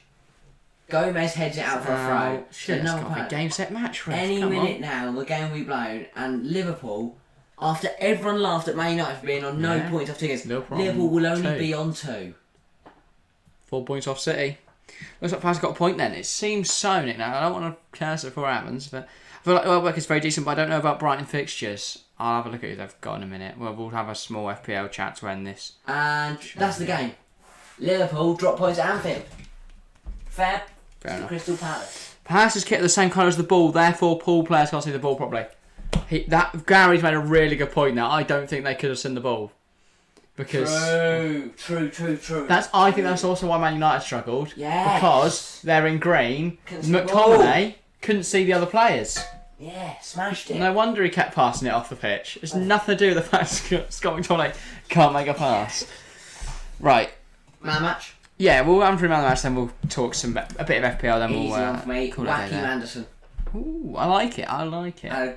He was super at the back and managed to... Yes, I don't condone running at opponents, but he managed to get Nunez sent off. Do we not condone it? Because if it's Diego Costa, we'd be going, yes. Yeah, to be fair, he did the right... He was standing up for his decision, he pushed him, and then Nunez was a silly Nunez was already headbutting him and stuff. Yeah. Joachim Andersen just tried to talk to him about it, and then he got clattered in the face. That's not Anderson's fault that Nunez is a muppet. Pop looks angry. Klopp. My guy... Pop. Sorry. It's a managerial fight in the Premier League. Just Pep versus Pop. That would be better. Google's in there as Pep, Pop. Every manager has to be P something P. Yeah, so I'm on 35. Only 3 points from Diaz. I've had a terrible week. Pup? Oh no, that'll be on 38. 4 from Perisic. We'll go 42. I am on 51 with 7 coming from Neco Williams, who I will have starting next week because he looks mint. Problem is my defence. Anderson was good. My man of the match, I would have gone Wilfried Zaha, but he did score, and I don't like to go for goal scorers, but shout out to him before I get into mine. I'm going for Every Kietse. Fantastic performance. Got the assist. Looked very electric. And him, Elise, Zaha, they've got a very exciting team in Palace, and I think they'll do well this season. Bit of FPL talk then. By the way, I've had a shocker with team value because I've lost 0.3 mil already on players' prices depreciating. Is that the right words? Depreciating, not decreasing. They're not shitting on the floor. Because I have Doherty's gone down to a 4.9, Sancho down to a 7.4, and Havertz to 7.9. But yeah, so sometime you change. I'm just gonna have a little play around here to see what I can do. Oh, I've got an extra 0.5 mil as well from the De Gea thing, so I'll have 16.9. Right. Could that make a huge difference? Looking at midfielders. De Bruyne at a 12.0. I don't have to bring in a 4.9 striker. It's just not going to happen, is it? Kulusevski 8.1. Gundogan at 7.5. Foden at 8.0. I don't know.